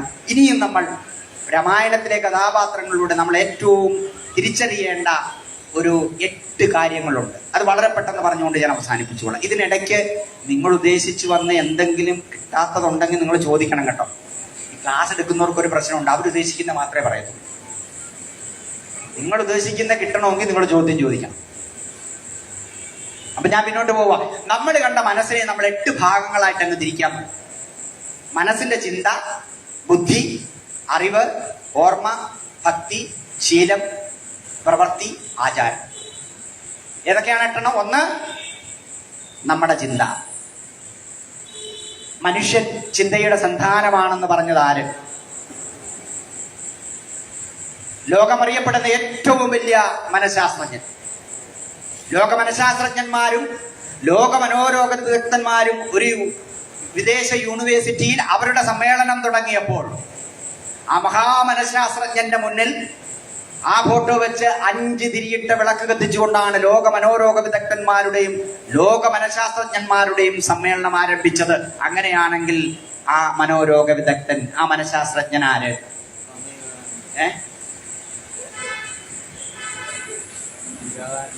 അല്ല, പറഞ്ഞോ. ഇപ്പൊ ആ കീർത്തനം പാടിയ ഇപ്പൊ എല്ലാവരും അയ്യോ എന്നും പറഞ്ഞുകൊണ്ട് തുടങ്ങും. ചിന്താ സന്താനമേ നിന്തിരുവടിയടിയൻ സങ്കടം പോക്കിടേണം. ആ സുബ്രഹ്മണ്യ കീർത്തനത്തിൽ ശ്രീനാരായണ ഗുരുദേവൻ പറയുവാണ്, ചിന്താസന്ധാനമേ, നീ ചിന്തയുടെ സന്താനമാണ്. നീ ദേവനാകുന്നതും നീ അസുരനാകുന്നതും നീ മനുഷ്യനാകുന്നതും നീ മൃഗമാകുന്നതും നിന്റെ ചിന്തയിൽ നിന്ന് മാത്രമാണ്. അതുകൊണ്ട് അരുതാത്തതിനെ ഒരിക്കലും, നിങ്ങളുടെ കുടുംബ ബന്ധങ്ങൾക്ക് അരുതാത്തത്, നിങ്ങളുടെ സാമൂഹ്യ വ്യവസ്ഥ അംഗീകരിക്കാത്തത്, നിങ്ങളുടെ രാഷ്ട്രം അനുവദിക്കാത്തതായ ഒരു നിയമങ്ങളും ഒരു വ്യവസ്ഥകളെയും നിങ്ങളുടെ മനസ്സിൽ ചിന്തിക്കുവാൻ പാടില്ല. കാരണം ആ ചിന്തയാണ് നിങ്ങളെ വളർത്തുന്നത്. ചിന്ത, പ്രവൃത്തി, ശീലം, സ്വഭാവം, വ്യക്തിത്വം. ചിന്ത, പ്രവൃത്തി, ശീലം, സ്വഭാവം, വ്യക്തിത്വം. മനസ്സിലായല്ലോ? ആദ്യം നിങ്ങളുടെ മനസ്സിന്റെ അഗാധ തലങ്ങളിൽ നിങ്ങൾ നെയ്തു കൂട്ടുന്ന ചിന്താപദ്ധതികളാണ് നിങ്ങളുടെ പ്രവൃത്തിയുടെ ആധാരം. ആ പ്രവൃത്തി നേരെ എന്തായി മാറും? ഒരു 3 മാസം കൊണ്ട് 6 മാസം കൊണ്ട് നിങ്ങളുടെ ശീലമായി മാറും. ആ ശീലം നിങ്ങൾ ഒരു 3 വർഷം നിർത്താതെ മുന്നോട്ട് വിട്ടാൽ അത് നിങ്ങളുടെ സ്വഭാവമായി മാറും.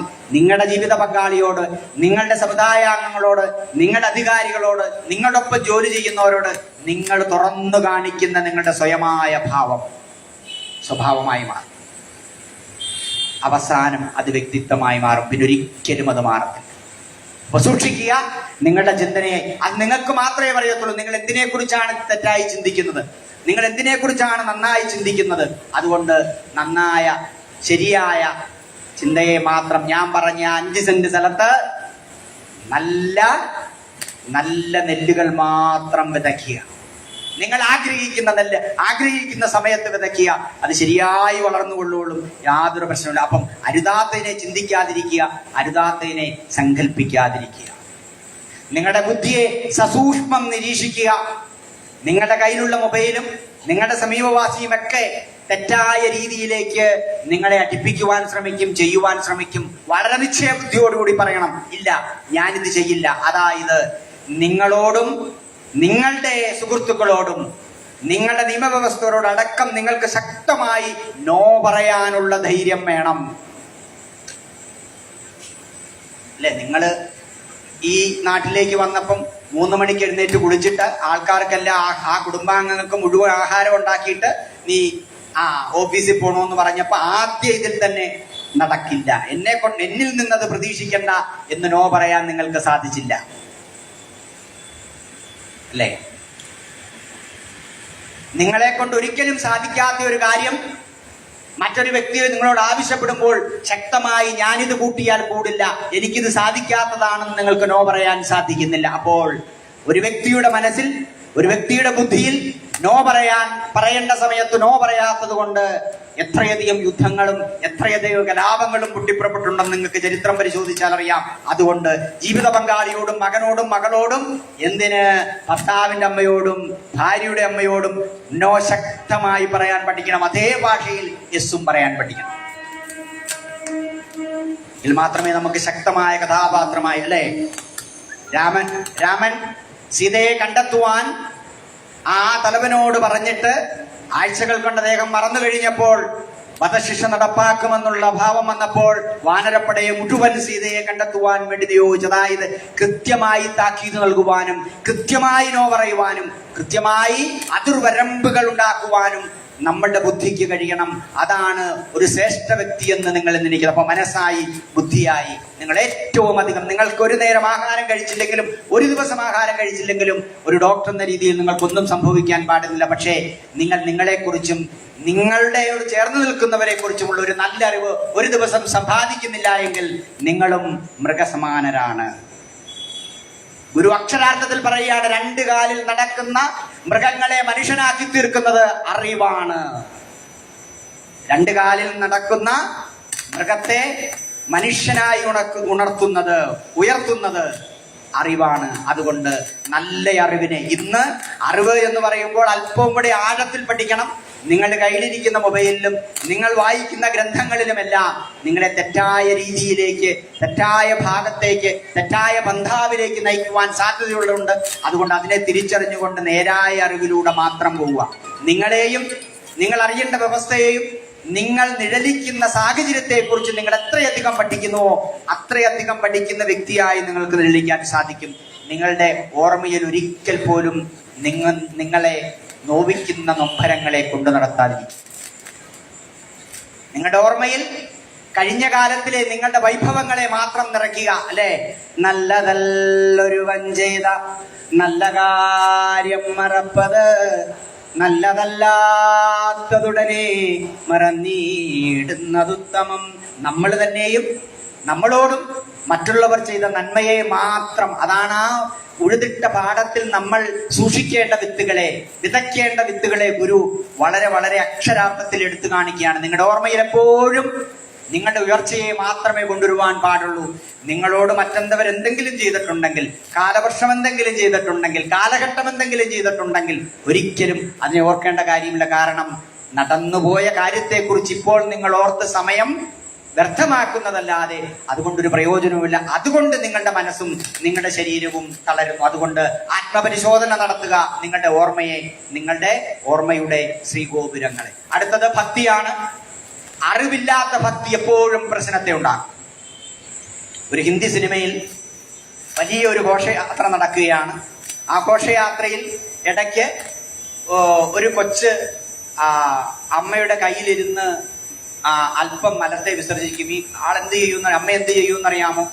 ആ തൊട്ടടുത്ത സ്ഥലത്ത് തന്നെ ചെറിയൊരു കുഴി കുത്തിയിട്ട് കയ്യിലുണ്ടായിരുന്ന പൂവ് അത് മൂടിയിട്ട് അതിന്റെ മേളിൽ വെക്കും. ഒരു 10 പേര് കഴിഞ്ഞ് വന്നപ്പം പിന്നെന്തായി? ബാക്കി എല്ലാവരും കയ്യിലിരുന്ന പൂവ് അവിടെ വെച്ച്.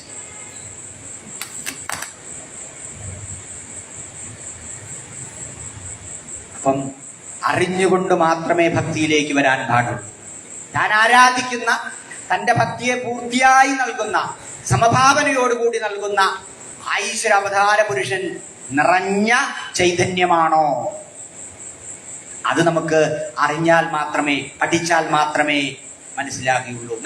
നിങ്ങളുടെ ഓർമ്മകളിലോ നിങ്ങളുടെ ചിന്തയിലോ വരുന്നതിനെ മാത്രം കൊണ്ട് നിങ്ങൾ ഒരിക്കലും ഒരു മനുഷ്യനോടും, നിങ്ങളുടെ ജീവിത പങ്കാളി, ഇവിടെ ഭക്തി എന്ന് ഉദ്ദേശിക്കുന്നത് ഈശ്വരനും ഭക്തനും തമ്മിലുള്ള ബന്ധം മാത്രമല്ല, ഒരു സ്ത്രീയും പുരുഷനും തമ്മിൽ, മകനും മകളും തമ്മിൽ, അച്ഛനും മകനും തമ്മിൽ, അല്ലെ? ഇന്ന് എന്നെ ശ്രമിക്കുന്ന എന്റെ സഹോദരന്മാരോട് എനിക്ക് ഒറ്റൊരു ചോദ്യവും. നിങ്ങൾക്ക് 8ാം ക്ലാസ്സിന് മുകളിൽ 12ാം ക്ലാസ് വരെ പഠിക്കുന്ന ഒരു മോനുണ്ടെങ്കിൽ അവന്റെ മുടിയൊക്കെ ഒന്ന് കോതിക്കൊടുത്ത് നീ മിടുക്കനായി വരും, നിന്നെപ്പോലൊരു മകനെ കിട്ടിയതിലാണ് എനിക്ക് ഭാഗ്യമെന്ന് പറഞ്ഞുകൊണ്ട് കെട്ടിപ്പിടിച്ച് ഉമ്മ വെച്ച് സ്കൂളിലേക്ക് കോളേജിലേക്ക് അയച്ച് ഏതെങ്കിലും ഒരു അച്ഛന് കൈ പൊക്കാം? ഒരാള് അന്ന് ചുമ്മാ നോക്കി, മകനില്ലെന്ന് എനിക്കറിയാം.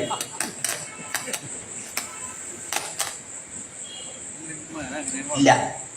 അപ്പൊ പിന്നെ ആരെ അംഗീകരിക്കാനും ആരെ സ്നേഹിക്കാനും വെച്ചേക്കുക ഇതല്ല. ഇതാണ് നമ്മൾ നെട്ടോട്ടം ഓടുമ്പോൾ. ഞാനൊന്ന് ഉറപ്പിച്ചു പറയാം, നിങ്ങൾ മണിമാളികകൾ പണിതുയർത്തുമ്പോഴും സമ്പത്തിന്റെ വലിയ വലിയ ഘനഗോപുരങ്ങൾ സൃഷ്ടിക്കുമ്പോഴും നിങ്ങൾ നഷ്ടപ്പെടുത്തുന്ന സമയമുണ്ട്. നിങ്ങളുടെ മകനോടൊപ്പം, നിങ്ങളുടെ മകളോടൊപ്പം, നിങ്ങളുടെ അച്ഛനോടൊപ്പം, നിങ്ങളുടെ അമ്മയോടൊപ്പം, നിങ്ങളുടെ ജീവിത പങ്കാളിയോടൊപ്പം. അങ്ങനെ നിങ്ങൾ ശീലിക്കണം. അതിനുശേഷം മാത്രമേ ഇതൊക്കെ വരാൻ പാടുള്ളൂ. കാരണം നിങ്ങളെ സ്നേഹിക്കുന്ന, നിങ്ങൾ സ്നേഹിക്കുന്ന, നിങ്ങളെ ബഹുമാനിക്കുന്ന, നിങ്ങൾ ബഹുമാനിക്കുന്ന, നിങ്ങൾ ആരാധിക്കുന്ന, നിങ്ങൾ അംഗീകരിക്കുന്ന, നിങ്ങളോടൊപ്പം ഉറങ്ങുന്ന, നിങ്ങളോടൊപ്പം ശ്വസിക്കുന്ന ആ നിങ്ങളുടെ വീടിന്റെ ചുവരുകളുടെ ഉള്ളിൽ സ്വപ്നം കണ്ടു തീർക്കുന്ന നിങ്ങളുടെ ഭാര്യയെയും നിങ്ങളുടെ ജീവിത പങ്കാളിയെയും നിങ്ങളുടെ കുഞ്ഞുങ്ങളെയും സ്നേഹിച്ചും ബഹുമാനിച്ചും ഓമനച്ചും ഉമ്മ വെച്ചും കൊണ്ടും വേണം ഒരു സ്ത്രീയും പുരുഷനും ഏറ്റവും അധികം. നിങ്ങൾ രാമായണത്തിൽ യാത്ര അയക്കുമ്പോഴും യാത്ര കഴിഞ്ഞ് തിരിഞ്ഞു വരുമ്പോഴും എത്രയെത്ര മേഖലകളിലാണ് ഈ വർണ്ണ മനോഭാവം എടുത്തു കാണിക്കുന്നത് നിങ്ങൾ നോക്കുക. അപ്പം ശീലമായി ശ്രേഷ്ഠമായ ആചാരങ്ങളെ ശാസ്ത്രീയമായി പരിഷ്കരിച്ചു കഴിഞ്ഞാൽ തീർച്ചയായും ഇത് നമ്മുടെ സമൂഹത്തിൽ നിലനിൽക്കേണ്ടത് തന്നെയാണ്. അപ്പൊ 8 കാര്യങ്ങളുമായി മനസ്സ്, ബുദ്ധി, അറിവ്, ഓർമ്മ, ഭക്തി, ശീലം, ചേഷ്ട, ആചാരം, ഈ 8 കാര്യങ്ങളെയും ഇത്രയും കൃത്യമായി പറയുന്ന ശ്രേഷ്ഠമായ മറ്റൊരു ഗ്രന്ഥമില്ല. അതുകൊണ്ടാണ് രാമായണത്തിൽ ഇത്രയും അധികം ഒരു മാസം മാറ്റിവെച്ചുകൊണ്ട് തന്നെ ഭാരതീയ ആചാര്യന്മാർ പറഞ്ഞത്. ഞാൻ മുമ്പ് പറഞ്ഞ പോലെ ശരീരശുദ്ധിയും മനഃശുദ്ധിയും വന്നു കഴിയുമ്പോൾ അതിനോടൊപ്പം നിങ്ങൾക്ക് നിൽക്കാൻ സാധിക്കുന്നു. എങ്ങനെ ദേവനെ ആരാധിക്കണം, എങ്ങനെ അച്ഛനെയും അമ്മയെയും അനുസരിക്കണം, ബഹുമാനിക്കണം, എങ്ങനെ ഭാര്യയോടൊപ്പം നിൽക്കണം, എങ്ങനെ സഹോദരനെയും സഹോദരിയെയും ചേർത്ത് പിടിക്കണം. ഒരിടത്തും സ്വത്തിനു വേണ്ടിയോ അഹങ്കാരത്തിന് വേണ്ടിയോ അംഗീകാരത്തിന് വേണ്ടിയോ രാമായണത്തിൽ ഒരിടത്തും സത്കഥാപാത്രങ്ങൾ ഒന്നിനെയും ചേർത്ത് പിടിക്കുന്നില്ല. കളയേണ്ടതിനെ കളയുന്നു, ചേർത്ത് പിടിക്കേണ്ടതിനെ ചേർത്ത് പിടിക്കുന്നു. ആ ഒരു സാത്വിക മനോഭാവം നമ്മൾ ഉണ്ടാകണം.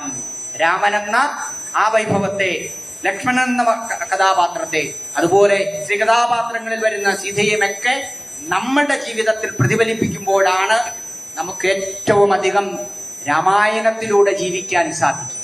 മറിച്ച് നിങ്ങൾ രാമായണം വായിക്കുകയും രാമൻ എന്ന കഥാപാത്രത്തെ നിങ്ങളുടെ ജീവിത ചരിത്രത്തിൽ അല്ലെങ്കിൽ നിങ്ങളുടെ ജീവിതചര്യയിൽ ഒരിക്കൽ പോലും ഒരു കഥാപാത്രമായി ജീവിക്കുവാൻ സാധിക്കുന്നുമില്ല എങ്കിൽ നിങ്ങളും രാമായണവും രണ്ടും രണ്ടായി നിൽക്കും. ഈ ഒരു ചെളിക്കുണ്ടിൽ വളരുന്ന ഏറ്റവും വലിയ ഏറ്റവും നല്ല ആരാധനാ പുഷ്പമാണ് താമര. ആ താമരയുടെ ഇതളുകൾ വെള്ളത്തിൽ വളരുന്നതാണ്. പക്ഷേ വെള്ളത്തിൽ നിന്നും താമരയുടെ ഇലയെടുത്താൽ ഒരു തുള്ളി വെള്ളം പോലും നിങ്ങൾക്ക് ആ താമരയിൽ നിന്നെടുക്കാൻ സാധിക്കില്ല. ബന്ധങ്ങളിൽ എത്രയധികം അഭേദ്യമായ ബന്ധം നിലനിർത്തുവാൻ സാധിക്കുന്നുള്ള ഏറ്റവും വലിയ ഉദാഹരണമാണ് താമര. ആ താമരയുടെ ഇലയിൽ നമ്മൾ ജീവിക്കുന്ന സാഹചര്യമോ നമ്മൾ വളരുന്ന ആ സമുദായമോ ഒന്നുമല്ല വലുത്. നമ്മുടെ ചിന്തയാണ്, നമ്മുടെ ആർജവമാണ്, നമ്മുടെ ആഗ്രഹമാണ്. അതിന്റെ ഏറ്റവും വലിയ ഉദാഹരണമാണ് ദേവി ഏറ്റവും ഐശ്വര്യമായി നിലകൊള്ളുന്ന താമര. അപ്പം മനുഷ്യ ഹൃദയത്തിൽ സ്നേഹവും ബഹുമാനവും അംഗീകാരവും പരസ്പരമുള്ള കരുതലുമൊക്കെ വറ്റി വരേണ്ട ഈ ആധുനിക കാലഘട്ടത്തിൽ നിങ്ങൾ ഏറ്റവും അധികം പഠിക്കേണ്ടതും ഏറ്റവും അധികം പ്രാവർത്തികമാക്കേണ്ടതും എന്താണ്? രാമായണത്തിലെ കഥാപാത്രങ്ങളെയാണ്. കെട്ടിപ്പൊക്കുന്ന അനാവശ്യമായ അഹങ്കാരവും സമ്പത്തും വ്യക്തിവൈഭവങ്ങളും കാമക്രോധാദി വികാരങ്ങളുമെല്ലാം ആപത്തുകളെ മാത്രമേ സമ്മാനിക്കുകയുള്ളൂ എന്നുള്ള കാര്യത്തിൽ യാതൊരു സംശയമില്ല. അവസാനമായി വയനാട്ടിലെ പ്രശ്നവും കൂടെ കൊണ്ട് നമുക്കങ്ങ് നിർത്താം. രാമായണത്തിൽ വർണ്ണമനോഹരമായ പ്രൗഢോജ്വലമായ സിദ്ധികൾ, വലിയ നഗരങ്ങൾ പണിയുമ്പോൾ അവിടെ ഒരു വൃക്ഷം വെട്ടിയതായിട്ട് നിങ്ങൾക്ക് കാണാൻ സാധിക്കില്ല. ഒരു നദിയുടെ ഒഴുക്ക് തടസ്സപ്പെടുത്തിയതായി രാമായണത്തിൽ നിങ്ങൾക്ക് കാണാൻ സാധിക്കത്തില്ല. ഒരു താമരക്കുളം നികത്തിയതായിട്ട് നിങ്ങൾക്ക് കാണാൻ സാധിക്കില്ല. അപ്പോൾ ഒരു പ്രകൃതിയെ എങ്ങനെ സംരക്ഷിക്കണം, ഒരു രാജ്യത്തെ എങ്ങനെ നിലനിർത്തണം, ഒരു നല്ല മനുഷ്യനായി, നല്ല കഥാപാത്രമായി, നല്ല പുരുഷനായി, നല്ല സ്ത്രീയായി ലോകം അംഗീകരിക്കുന്ന രീതിയിൽ, അതായത് പോണേക്കരയിൽ നിന്ന് ഞാൻ മുമ്പ് പറഞ്ഞ ഒരേ ഒരു കാലമൃത്യുവുള്ളൂ, ബാക്കി മുഴുവൻ അകാല മൃത്യുവാണ്. എന്തു സംഭവിച്ചുവാലും പോണേക്കരയിൽ ഇങ്ങനെയൊരു നല്ല കഥാപാത്രം രാമായണ വ്യവസ്ഥകളെ അറിഞ്ഞുകൊണ്ട്, ഭാരതീയ മനഃശാസ്ത്രത്തെ അറിഞ്ഞുകൊണ്ട്, ഭാരതത്തിലെ ഋഷീശ്വരന്മാരെ മുഴുവൻ അനുസന്ധാനം ചെയ്തുകൊണ്ട് തന്റെ ഉയർച്ചയിൽ മറ്റുള്ളവരെ കൂടി ഉയർത്താൻ ശ്രമിച്ച ഒരു വ്യക്തി, ഒരു സ്ത്രീ, ഒരു പുരുഷനുണ്ടായിരുന്നുവെന്ന് ഇവിടുത്തെ ചരിത്രത്തിന്റെ നാളിയോളകളിൽ എഴുതി വെക്കുവാൻ നിങ്ങളുടെ പ്രവർത്തികൾക്ക് സാധിക്കട്ടെ എന്ന് പ്രാർത്ഥിച്ചുകൊണ്ട് രാമായണവും വ്യക്തിവൈഭവവും ആരോഗ്യവും എന്ന വിഷയത്തിലെ ക്ലാസ് ഞാൻ അവസാനിപ്പിക്കുവാൻ ആഗ്രഹിക്കുന്നു.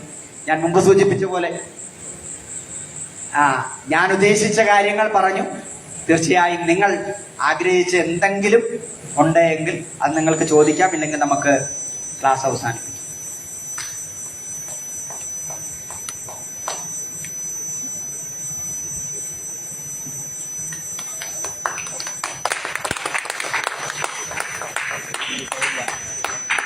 അവസാനിപ്പിച്ചോട്ടെ?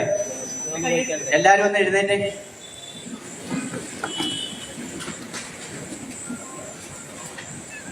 കണ്ണുകൾ അടച്ചു.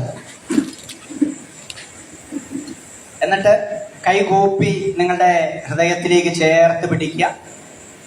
ആരും ഒരു കാരണവശാലും കണ്ണ് തുറക്കരുത്. നിങ്ങളുടെ കാല് തൊട്ട് ശരീരഭാഗത്തെ മൊത്തം നിങ്ങൾ മനസ്സുകൊണ്ട് അറിഞ്ഞ് മുകളിലേക്ക് തലവരെ ഒന്ന് കൊണ്ടുവരിക. നിങ്ങൾ മാത്രമാണ് നിങ്ങളെ അറിയുന്നത്.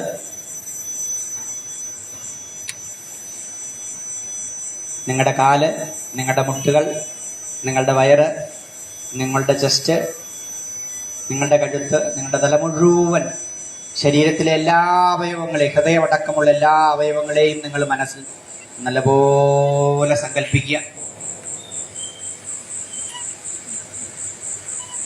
ഇത്രയും നിങ്ങളെ സഹായിച്ച ഒരു ശരീരം, ഒരു മനസ്സ്, ഒരു ആത്മാവിനുടമയായ നിങ്ങൾ സംതൃപ്തിയോടുകൂടി സന്തോഷത്തോടുകൂടി നല്ല പോലെ മുഖത്ത് നല്ലൊരു ചിരി വരട്ടെ. കണ്ണു തുറക്കണ്ട. നല്ല പോലെ നിങ്ങൾ വളരെ വളരെ സന്തോഷവതിയാണ്, സന്തോഷവാനാണ്. കാരണം നിങ്ങളെപ്പോലെ ഇത്രയും സൗഭാഗ്യങ്ങൾ ഏത് മോശ സാഹചര്യത്തിലും നിങ്ങളുടെ ജീവിതവും ജീവനും ഒരേപോലെ പിടിച്ചു നിർത്തിയ ഒരു വ്യക്തിത്വത്തിനുടമയാണ്. നല്ലപോലെ നല്ലപോലെ മുഖത്ത് ചിരി വരട്ടെ.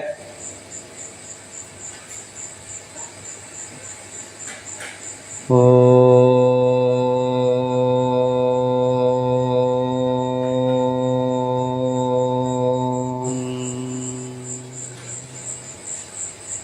നല്ലപോലെ ഒച്ചത്തിൽ ആ സന്തോഷത്തോടു കൂടി ഓങ്കാരം അങ്ങ് വരട്ടെ.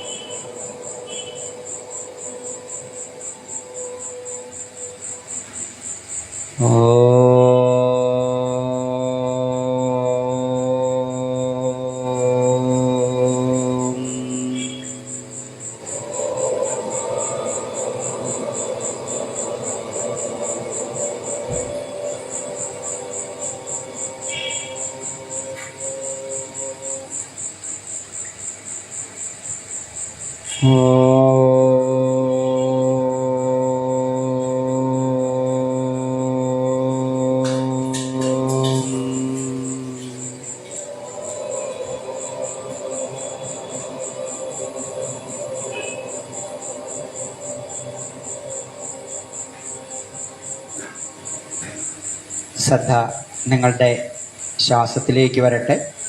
മൂക്കിലൂടെ ഉള്ളിലേക്ക് ശ്വാസം പോകുന്നതിനെ നല്ലപോലെ അറിഞ്ഞുകൊണ്ട് മൂക്കിലൂടെ ശക്തമായ ഒരു ശ്വാസം ഉള്ളിലേക്ക് എടുക്കുക.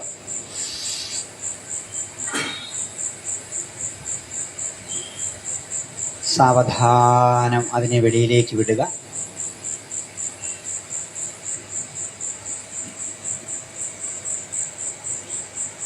ഒരിക്കൽ കൂടെ ഇന്നേ വരെയുള്ള നമ്മുടെ സമസ്ത സാഹചര്യങ്ങളിലും വിജയിച്ച ആ മനസ്സുകൊണ്ട് ശരീരത്തെ നമ്മൾ വിശുദ്ധമാക്കി, അറിവുകൊണ്ട് നമ്മുടെ മനസ്സിനെ പ്രോജ്വലിപ്പിച്ചു. ആ ആത്മാവിൽ നല്ല സന്തോഷത്തോടുകൂടി ഒരിക്കൽ കൂടി നല്ല പോലെ മുഖത്ത് നല്ലൊരു ചിരി കൊണ്ടുവരും.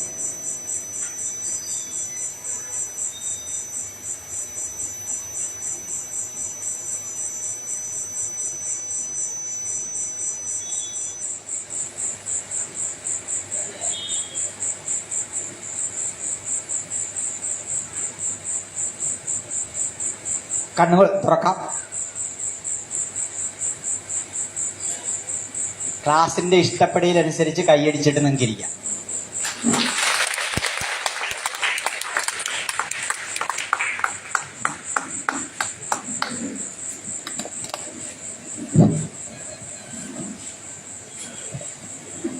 ശ്രേഷ്ഠനായൊരു മനഃശാസ്ത്രജ്ഞൻ നമ്മൾ അറിയാതെ നമ്മളുടെ മനസ്സിനെ പഠിച്ചു. നമ്മളുടെ മനസ്സിനെ സ്ഫടികാത്മകമാകാൻ ചെയ്യാവുന്ന വളരെയധികം കാര്യങ്ങൾ ചെയ്തു. ഇതിനപ്പുറം എന്താണ് പറയാനുള്ളത്? നമ്മളുടെ മനസ്സിൽ കള കയറാതെ സൂക്ഷിക്കാനും, നമ്മളുടെ മനസ്സിൽ നല്ല നല്ല വിത്തുകൾ പാകി, നല്ല നല്ല ചിന്തയിലൂടെ വിത്തുകൾ പാകി നമ്മളുടെ മനസ്സിനെ ശ്രേഷ്ഠമാകാനും അദ്ദേഹം തന്ന ചെറിയ ചെറിയ ടിപ്പുകൾ നമുക്ക് പ്രാവർത്തികമാക്കാം. അങ്ങനെ നമ്മളുടെ ജീവിതത്തെ നമുക്ക് കൂടുതൽ സന്തുഷ്ടമാക്കാം. ഇതിലധികം എന്താണ് നമുക്ക് കിട്ടാനുള്ളത്? അങ്ങനെ ഓരോ ദിവസവും ഈ പ്രഭാഷണങ്ങളിലൂടെ നമുക്ക് കിട്ടുന്ന കൊച്ചു കൊച്ചു കാര്യങ്ങൾ നമ്മളുടെ ജീവിതത്തിൽ തീർച്ചയായും മാറ്റങ്ങൾ ഉണ്ടാക്കും. നമ്മൾ കൂടുതൽ സന്തുഷ്ടരായി മാറും എന്നുള്ളതിൽ തർക്കമില്ല. എനിക്കിന്ന് വീണ്ടും നിങ്ങളോട് പറയാനുള്ളത്, നമ്മളറിയാതെ നമ്മളുടെ മനസ്സിനെ സ്ഫടികാത്മകമാക്കുന്ന ഇങ്ങനെയുള്ള ഈ സത്സംഗങ്ങളിൽ ധാരാളം ആൾക്കാർ വന്നു ചേരുകയും, ഇന്ന് ഞാൻ വീണ്ടും പറയുന്നു, ഇന്ന് ഇന്നലത്തേക്കാൾ കൂടുതൽ കുട്ടികളുണ്ട്, നാളെ ഇതിനേക്കാൾ കുട്ടികൾ തീർച്ചയായും ഉണ്ടാവണം. അതാണ് നമുക്ക് ചെയ്യാവുന്ന ഏറ്റവും വലിയ കാര്യം. ഇത് യഥാർത്ഥത്തിൽ അറിയേണ്ടത് നമ്മളുടെ കുട്ടികളാണ്. ഇദ്ദേഹം പറയുമ്പോഴൊക്കെ ഒരു കാര്യം നമ്മൾ ശ്രദ്ധിച്ചു, ആധുനിക മനഃശാസ്ത്രം പറയുന്നതും ഭാരതീയ ശാസ്ത്രം പറയുന്നതും ഒന്ന് തന്നെയാണെന്ന്. ആധുനിക മനഃശാസ്ത്രം ഇന്ന് ചെയ്യുന്ന പരീക്ഷണങ്ങളിലൂടെ കിട്ടുന്ന വിവരങ്ങളാണ്. അതേ വിവരങ്ങളാണ് നമ്മളുടെ ശ്രേഷ്ഠമായ ഗ്രന്ഥങ്ങളിൽ 5000-ലേറെ വർഷങ്ങൾക്ക് മുമ്പ് നമ്മളുടെ ഋഷീശ്വരന്മാർ എഴുതി വച്ചിരിക്കുന്നത്. ഈ ശ്രേഷ്ഠമായ കാര്യങ്ങൾ നമ്മളുടെ കുട്ടികളെ പഠിപ്പിക്കാനും നമ്മൾ അറിയാനും ഇതിനേക്കാൾ വലിയൊരു വേദി വേറെങ്ങും ഉണ്ടാവില്ല. അപ്പോൾ ഈ വേദികൾ ഒരിക്കലും നഷ്ടപ്പെടുത്തരുത്. ഈ സത്സംഗങ്ങൾ നടക്കുന്ന എല്ലാ കാര്യങ്ങളിലും നമ്മളുടെ ആൾക്കാർ തീർച്ചയായും വരണം, വന്ന് ഇതിനെ സന്തുഷ്ടമാക്കണമെന്ന് ഒരിക്കൽ കൂടി അഭ്യർത്ഥിച്ചുകൊണ്ട് നിങ്ങൾക്ക് എല്ലാവർക്കും നന്ദി. എല്ലാ ദിവസത്തെയും പോലെ ഇന്നും മരുന്ന് കഞ്ഞി റെഡിയാണ്, അതിനും നിങ്ങളെ ക്ഷണിക്കുന്നു. ഒരു കാര്യം പ്രത്യേകം പറയാനുള്ളത്, 11-ാം തീയതി, അതായത് നമ്മളുടെ ഈ പരിപാടിയുടെ അവസാന ദിവസം, നമ്മളുടെ പോണേക്കരയിലെ കൊച്ചു കുഞ്ഞുങ്ങൾ ഒരു 10-12 പേർ ചേർന്നിട്ട് ഒരു ഭജന ചെയ്യുന്നുണ്ട്. അവർ എല്ലാ ദിവസവും ഇപ്പോൾ ഭജന പ്രാക്ടീസ് ചെയ്യുന്നുണ്ട്. അന്ന് 6:30 മണിക്ക് അവരുടെ ഒരു ഭജനയുണ്ടാവും. ആ ഭജന നമ്മളുടെ കുട്ടികൾ തന്നെ ചെയ്യുന്നതാണ്. അവർ തന്നെ വളരെ നല്ല രീതിയിൽ ചെയ്ത്. നാളെയാണോ? അയ്യോ, സോറി, ക്ഷമിക്കണം. നാളെ 6:30-ക്കാണ്. കാരണം ആദ്യം ഞാൻ 11-ാം തീയതി എന്നാണ് ധരിച്ചിരുന്നത്. ക്ഷമിക്കുക. നാളെ 6:30-ക്ക് നമ്മളുടെ കുട്ടികളുടെ ഭജനയുണ്ട്. ആ ഭജനയെ കുട്ടികളെ പ്രോത്സാഹിപ്പിക്കാൻ നമ്മൾ എല്ലാവരും ഉണ്ടാവണം. അപ്പൊ ഇന്നൊക്കെ നമ്മൾ എത്തുന്നത് ഒരു 7:30 മണിയൊക്കെ ആകുമ്പോഴാണ്. നാളെ നമ്മൾ 6:30 മണിക്ക് എത്തണം. നമ്മളുടെ കുട്ടികളെ പ്രോത്സാഹിപ്പിക്കാൻ നമ്മളെല്ലാവരും ഉണ്ടാവണം. നന്ദി, നമസ്കാരം. പറഞ്ഞു. അല്ല, ഇത്ര